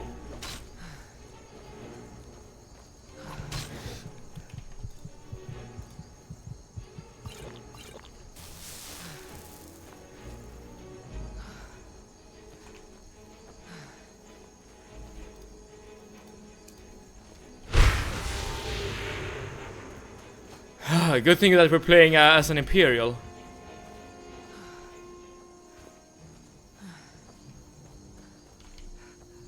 Okay, that was close. That was really close. Okay. Okay, so it's a bit warmer down here. That's good. Yeah, we don't have to worry about that. Okay, but that was closer than I'd like. Let's just say.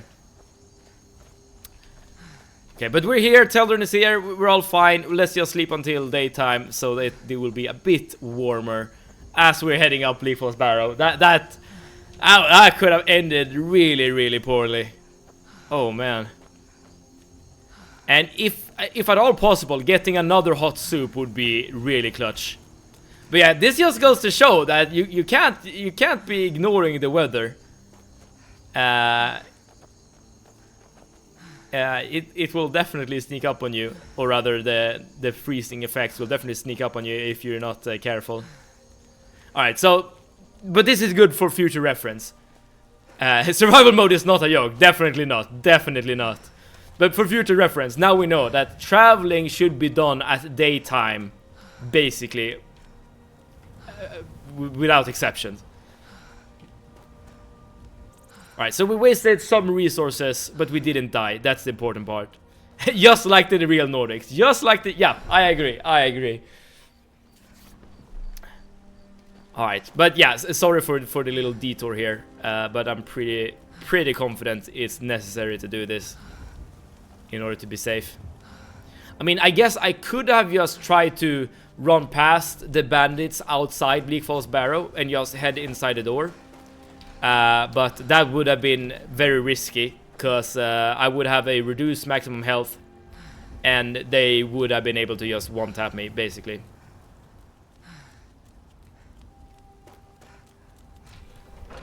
Man, but getting another level at this point would be useful, because I really want the ability to be able to to use my summoning spell. I kind of feel naked without it.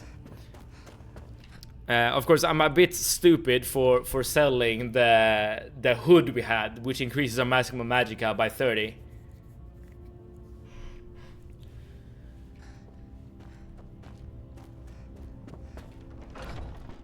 But it is what it is.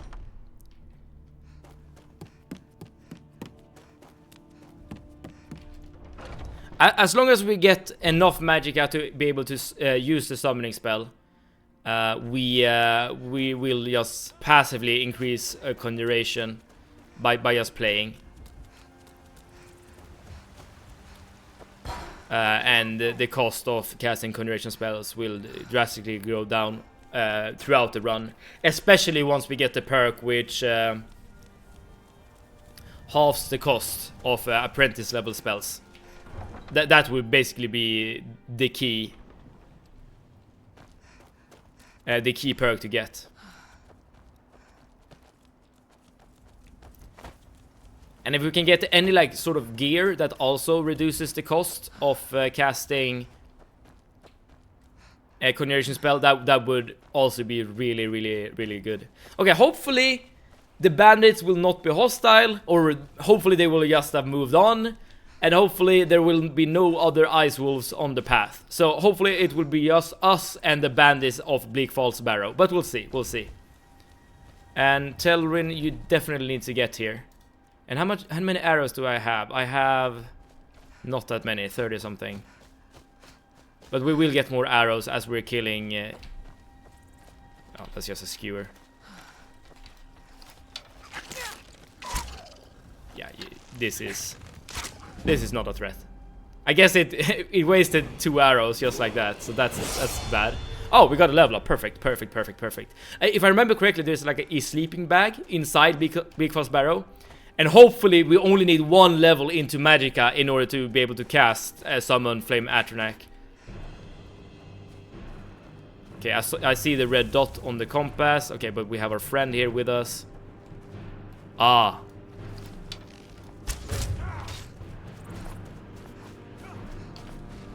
Okay, perfect.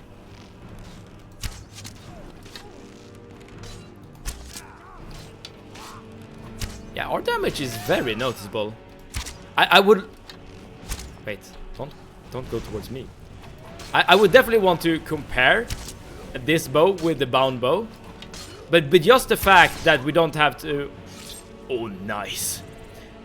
Just the fact that we don't really need to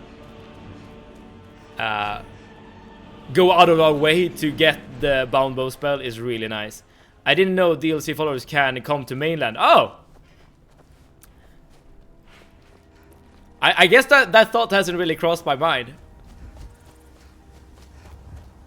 But yeah, as soon as I started playing with Telrin, he very quickly became one of my favorite, if not my most favorite follower.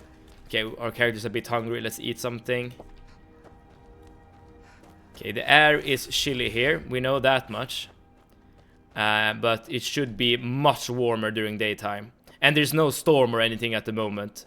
So we should definitely be fine in terms of dealing with the elements. Right, there will be, I think, 2 or 3 bandits outside Bleak Falls Barrow. Should be very easy to kill. And then we can just sleep inside. Hopefully get enough magicka points in order to use our summon spell. And once that's done, we are basically good to go. And we can just retrace our steps. And after that, we basically just need to do the same thing as we've already done. And with the adjustment to be a bit more careful as we are doing the embassy.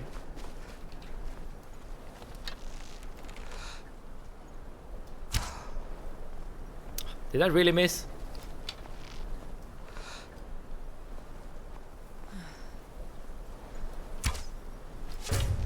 There we go.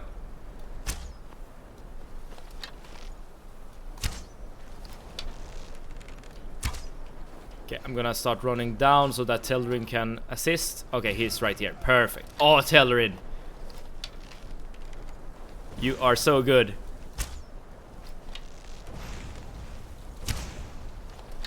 Why do I keep missing? Am I really this bad? Apparently so.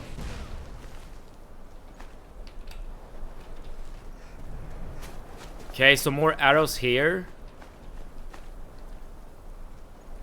There we go, that's good, that's good. And we can even grab this one. And there's another guy right there. It's weird how quiet the game is. I'm expecting like combat music, but that's not really what we are getting.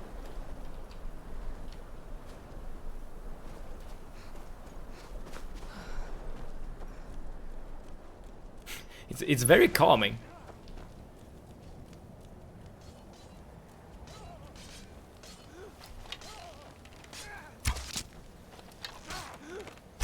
There we go.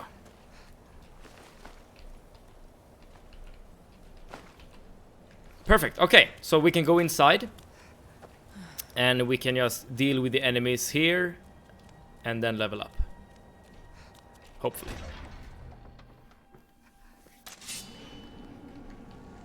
Okay.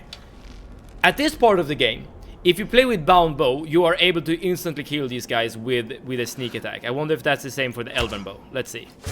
That's not the case. Okay.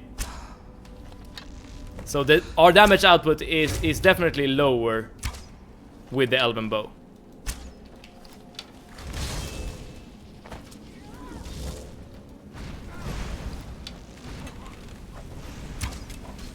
But it doesn't really matter.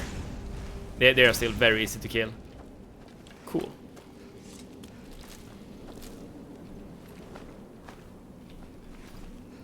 I should probably get their like bracers and boots just so we have something something to deal with the coldness once we go outside again. But we'll very quickly replace the gear with the Dark Brotherhood stuff. Alright, let's just sleep and level up, and then we continue on.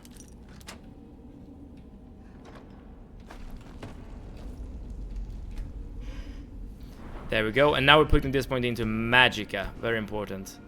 And what can we do with this perk point? There are only like 3 skills that we really care about. Alright, so we can get power shots, that's good. And now that we're playing without bound weapons, maybe a Hunter's Discipline is actually good. I'm taking it. I might live to regret it, but we'll see. We'll see. Alright, let's keep going. Oh, yeah, let's also figure out if we're able to cast this spell now. No, we're not. I'm guessing we're gonna need like quite a few points into Magicka before we're able to use summoning magic. That's kind of annoying, I will say. I mean, I guess I could get the novice spell for conjuration first, just to level up conjuration a bit.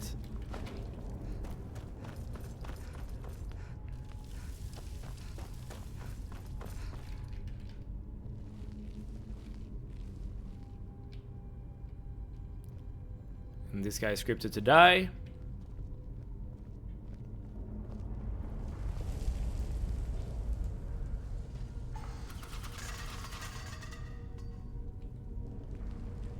Wait, did he survive? Oh no, there we go. Alright.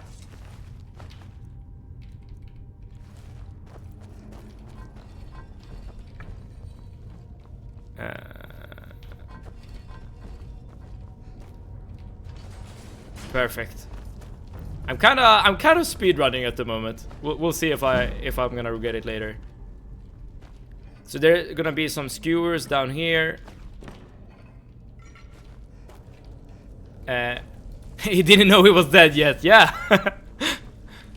He was just standing there trying to understand what was gonna happen to him. Right, Teldrin, you know what to do. Yeah, let's create some rat kebab. There we go. Last one.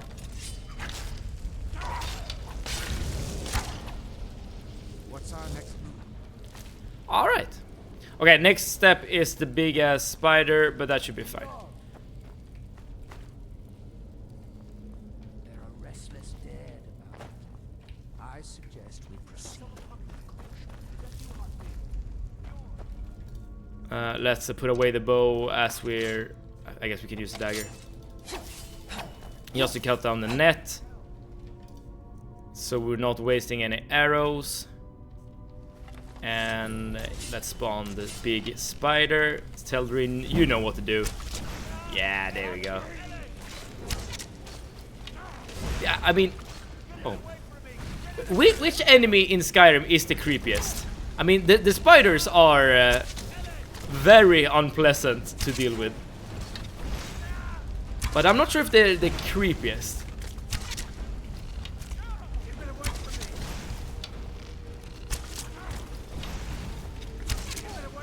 And there we go.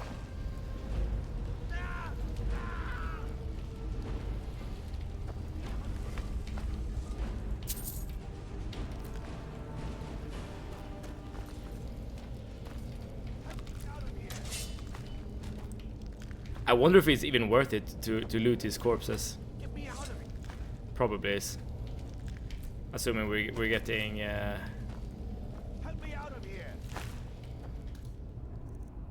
assuming that the stuff we sell can be used, or rather the gold we get from selling can be used. Right, I'm gonna like allow him to run ahead of me. Like I could kill him right now, but I would much prefer him to just die to the draugrs further into the dungeon.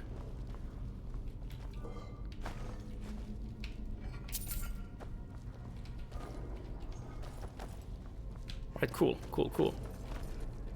Alright, let's see how easy it is to deal with draugrs using the elven bow. You usually kill a draugr in like 2 arrows with the bound bow spell. Assuming you hit, of course. Yeah, so 3 arrows this time around. Yeah, that's totally fine. I will say that the thing I really like is how you're not as dependent on magicka.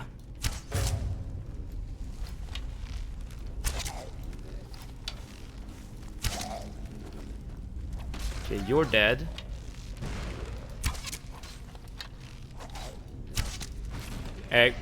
Chorus or chorus is pretty unpleasant to look at. Oh yeah, those are the pets, right, to the Falber. And yeah, I agree. And the farmers themselves are a bit unpleasant. But not to the same extent, I'd say. Man, we haven't... Now that I think about it, we haven't actually gone to any dwarven ruin.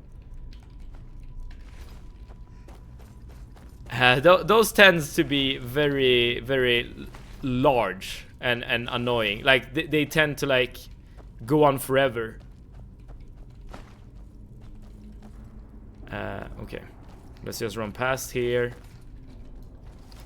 Okay, he didn't go on the pressure plate anyways. Okay, here we have our restless guy.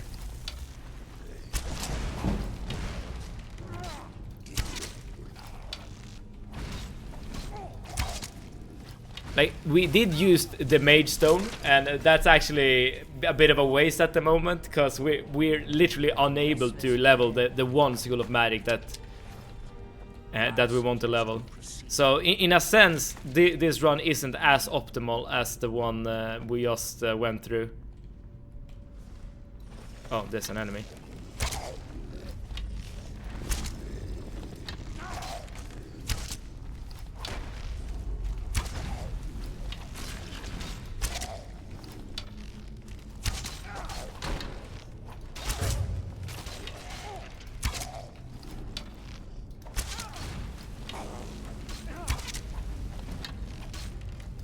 Easy.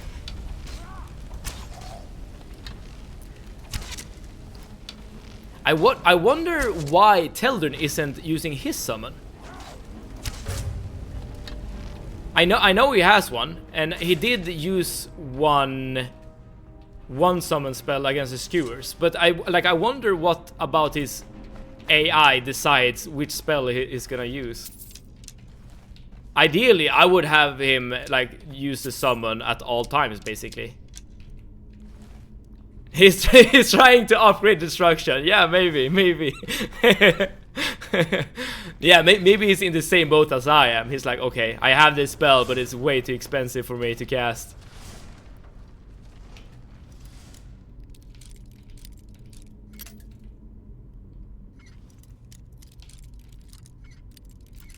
Oh, damn it. Come on. There we go. Ooh! Not something I'm gonna use, but cool to get nonetheless. You are a real one, right? Yes, you are. Like, you can kind of see which ones are gonna wake up.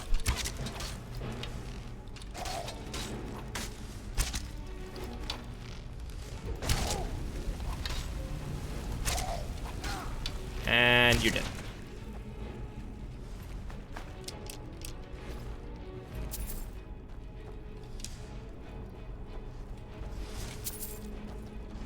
Okay.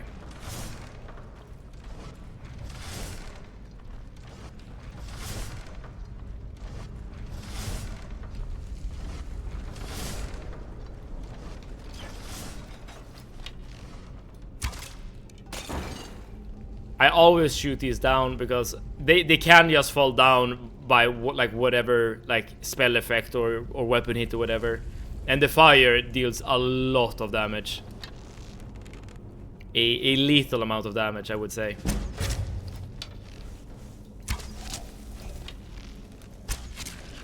Yeah, the joggers go down real quick.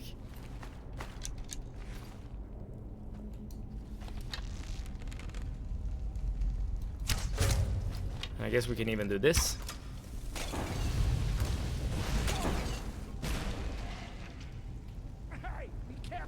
I'm not doing anything. You're stepping in the fire. Haven't you played any MMO ever? You never step into the fire. Like, I'm actually really enjoying the fact that we're not using bound bow. It feels like... Oh. It's just less complicated to get going with a dungeon.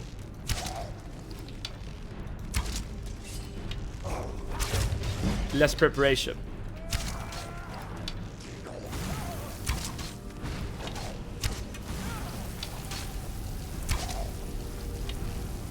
And I think the extra damage you get from the bound bow spell is not worth the time and effort it takes to actually get it. Maybe. Well, maybe that's not true actually, because I know that speedruns use a bound bow in order to deal a lot of damage.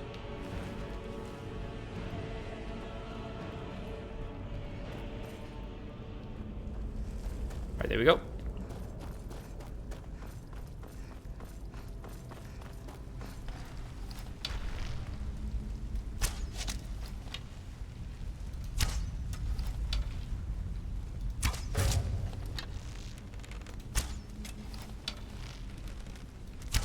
Oh. Teldrin, do your thing.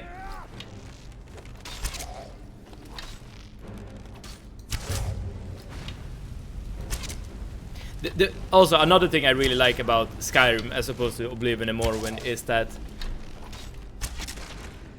you're getting a very authentic experience. You're just going through the dungeons, like sneaking around, having your follower like fight for you.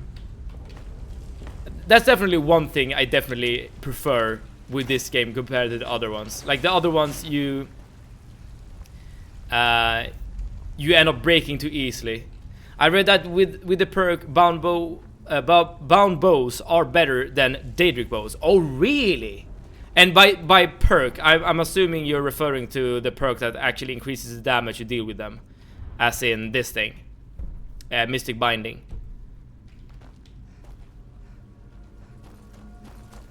I didn't know that. I just assumed that Daedric bows are the GOAT. But maybe that does not include an upgraded Daedric bow. I'm pretty sure like an upgraded Daedric bow would be better than a bound bow. Assuming you have like a decent smithing skill.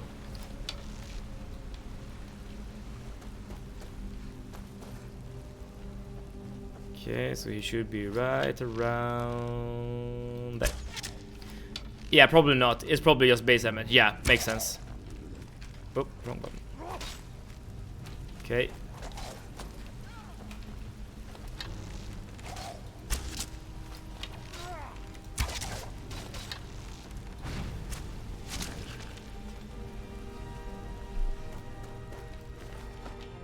Excellent, excellent.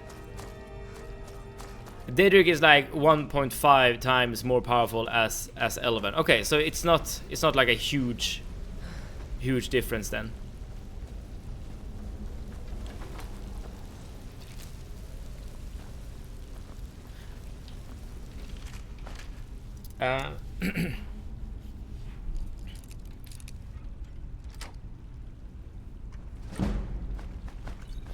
I'm thinking like how worthwhile would it be to get some points into smithing just so you can improve the bow you're using? Like I'm not talking about necessarily like maxing out the smithing skill, but just like getting a few points into it. I haven't really considered like crafting skills at all when it comes to this run, because in my opinion, or this is how I thought about it at least. I could be wrong. I could be completely wrong here, but the time it takes to level up those skills and like the risk you're taking to get the materials and stuff like that is not worth well, the time you're spending and the risk of dying that you're getting. How much effort would it be? That's actually a good question. I haven't really given it an honest chance, basically. And I'm pretty sure you can probably route your game in such a way that you can get like a ton of like iron bars or whatever. Depending on where you go. Like I don't really know myself where you would need to go in order to get a lot of iron. But I'm pretty sure there exists a place in the world. But then yeah, it's just a question of how much better will you be with smithing. You need to put points into smithing to be able to upgrade elven items. Ah, okay. That's actually something that's very good to consider. Yeah, so if you're using up perk points in order to level up smithing, then those perk points are not being put into, say, conjuration or whatever. Also, Evan cannot be upgraded with iron. Needs something else, but I forgot. Oh yeah, that too. I mean, you probably can craft some like dragon stuff eventually, right? And you get a steady supplies of dragon supplies as you're killing dragons. But I'm assuming you also need like a lot of points into smithing before you can even attempt a dragon thing. Yeah, I guess like with low time investment into dragon is like 90 smithing or 100. Yeah. So I guess like without like investing that much into smithing, the best you can get is basically just upgrading like steel and iron, and that's not really good enough. Okay, here we have another guy.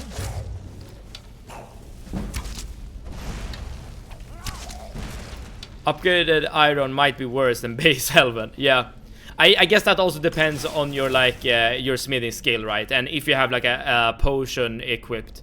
I know there's also an effect you can get from What happened here? I thought I dropped it. Oh, I just equipped it. You know, there's a effect you can get from gear that like improves your smithing. So like I know that people have like a proper like smithing and enchanting gear in order to craft like the most OP stuff. Right, I'm getting low on iron arrows at the moment, but luckily I have better arrows in my inventory. So yeah, I'm pretty sure that getting the perk that allows us to get more arrows back is worthwhile. Because I don't think I'm gonna need to worry that much about getting arrows. Just killing like random enemies with arrows on them would probably be enough in order to like enable us to do what we do. There's an ancient Nord armor that's boosts smithing, if I remember correctly. Oh, okay, cool.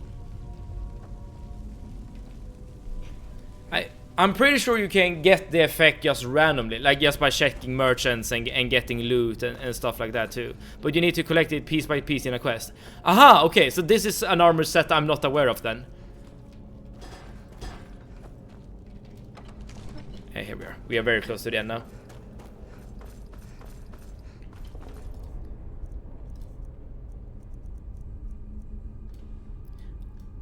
I have done a lot of quests in Skyrim, but I haven't done everything.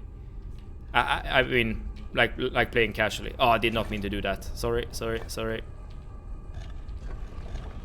Okay, what was it? It was bear moth cocoon. Bear moth. Yeah, here we go. This is the right combination.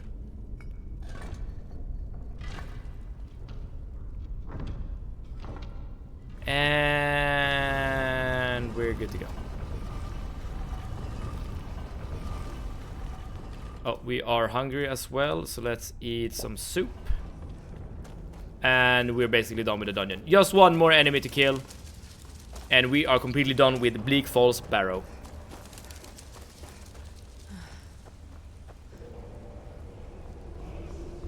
I'm pretty sure this time around we were faster.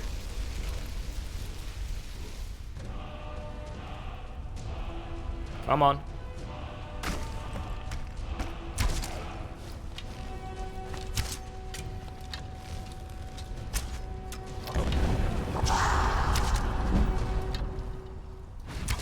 Oh, that's another level. Perfect. Like, levels is one of the most important resource we can get at the moment. Or power gains, I guess. Because as long as we're not able to cast summon... Sorry, Stelgren, sorry.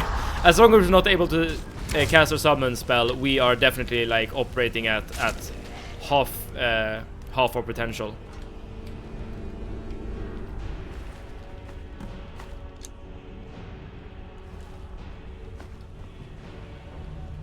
Right, nice. Yeah, some madness ore. What's this related to? I'm pretty sure that's like another DLC item, but I don't remember which. Okay, what can we drop? That we do not need. Fur shoes, don't need that. Alright, cool. Oh yeah, it's alright.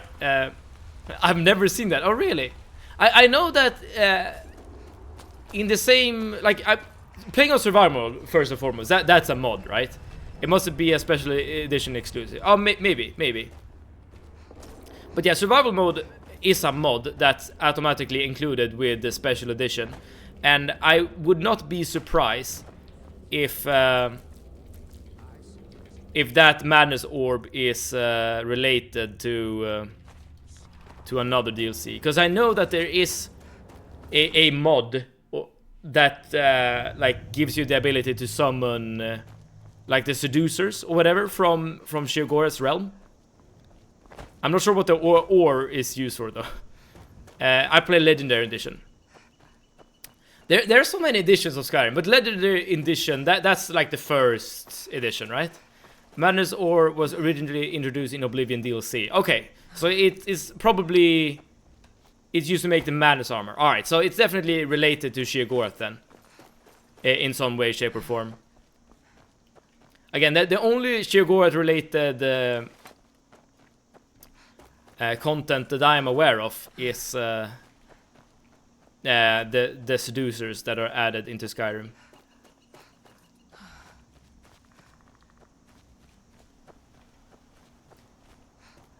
Here's a fun little shack.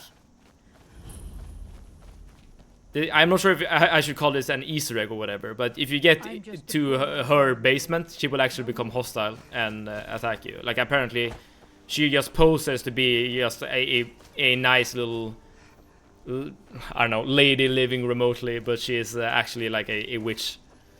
Would be pretty cool. I like that armor a lot. It has the same stance as Daedric, but looks super cool. Oh, nice, nice.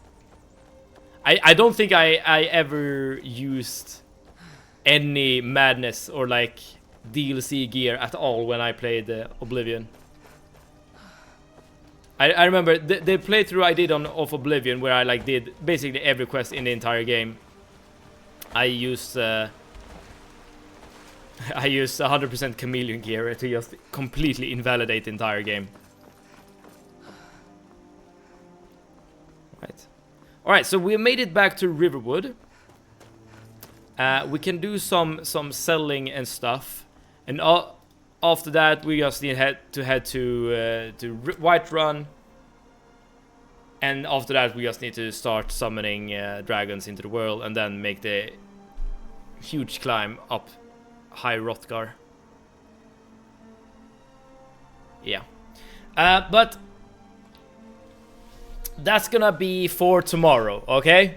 So I'm gonna end it here. Oh man, we have a dude trying to invite us into the Dawnguard. As you can see, I'm stumbling over my words. I can't speak. So tomorrow we are gonna W stream watcher. Thank you so much for being here, Arnie, and everyone else. But yeah, tomorrow we're gonna pick up from here. We're gonna try to get back to where we were at with the embassy, the Thalmor embassy, and hopefully this time around we will be a bit more tanky and be a bit more aware of the dangers that we're gonna face, and we'll see how far that takes us. But everyone, thank you so much for joining. It's been great. It's been a blast. Thanks for the stream. Thank you so much for being here. Super of the week, Arnie, High Locus, 4/0. Sarge, everyone, thank you so much. It's been a blast. Thanks for the stream. See ya, mate. See ya next time. Hopefully we will meet during next stream. But that will be tomorrow, starting at 6 p.m. Central European time. If you want to get a notification when we start, hit the follow button. But other than that, wherever you are in the world, hopefully you're doing good. Hopefully you're doing great. And hopefully we together can have some good times playing some more Skyrim tomorrow. Hopefully not die. But no promises, I guess. And Dalmask, thank you so much for the follow. And Dalmask, hopefully you will be around tomorrow as well when we keep playing Skyrim. And hopefully we will get to the Thalmor embassy and get past it. I wasn't kidding, right? Thank you for the stream. Thank you so much for being here. It's been great. It's been good. But I wasn't kidding when I said that the Thalmor embassy is like the hardest quest. But yeah, I just keep rambling. Thank you so much. I appreciate you all. I truly, truly do. But see you tomorrow. See you it out.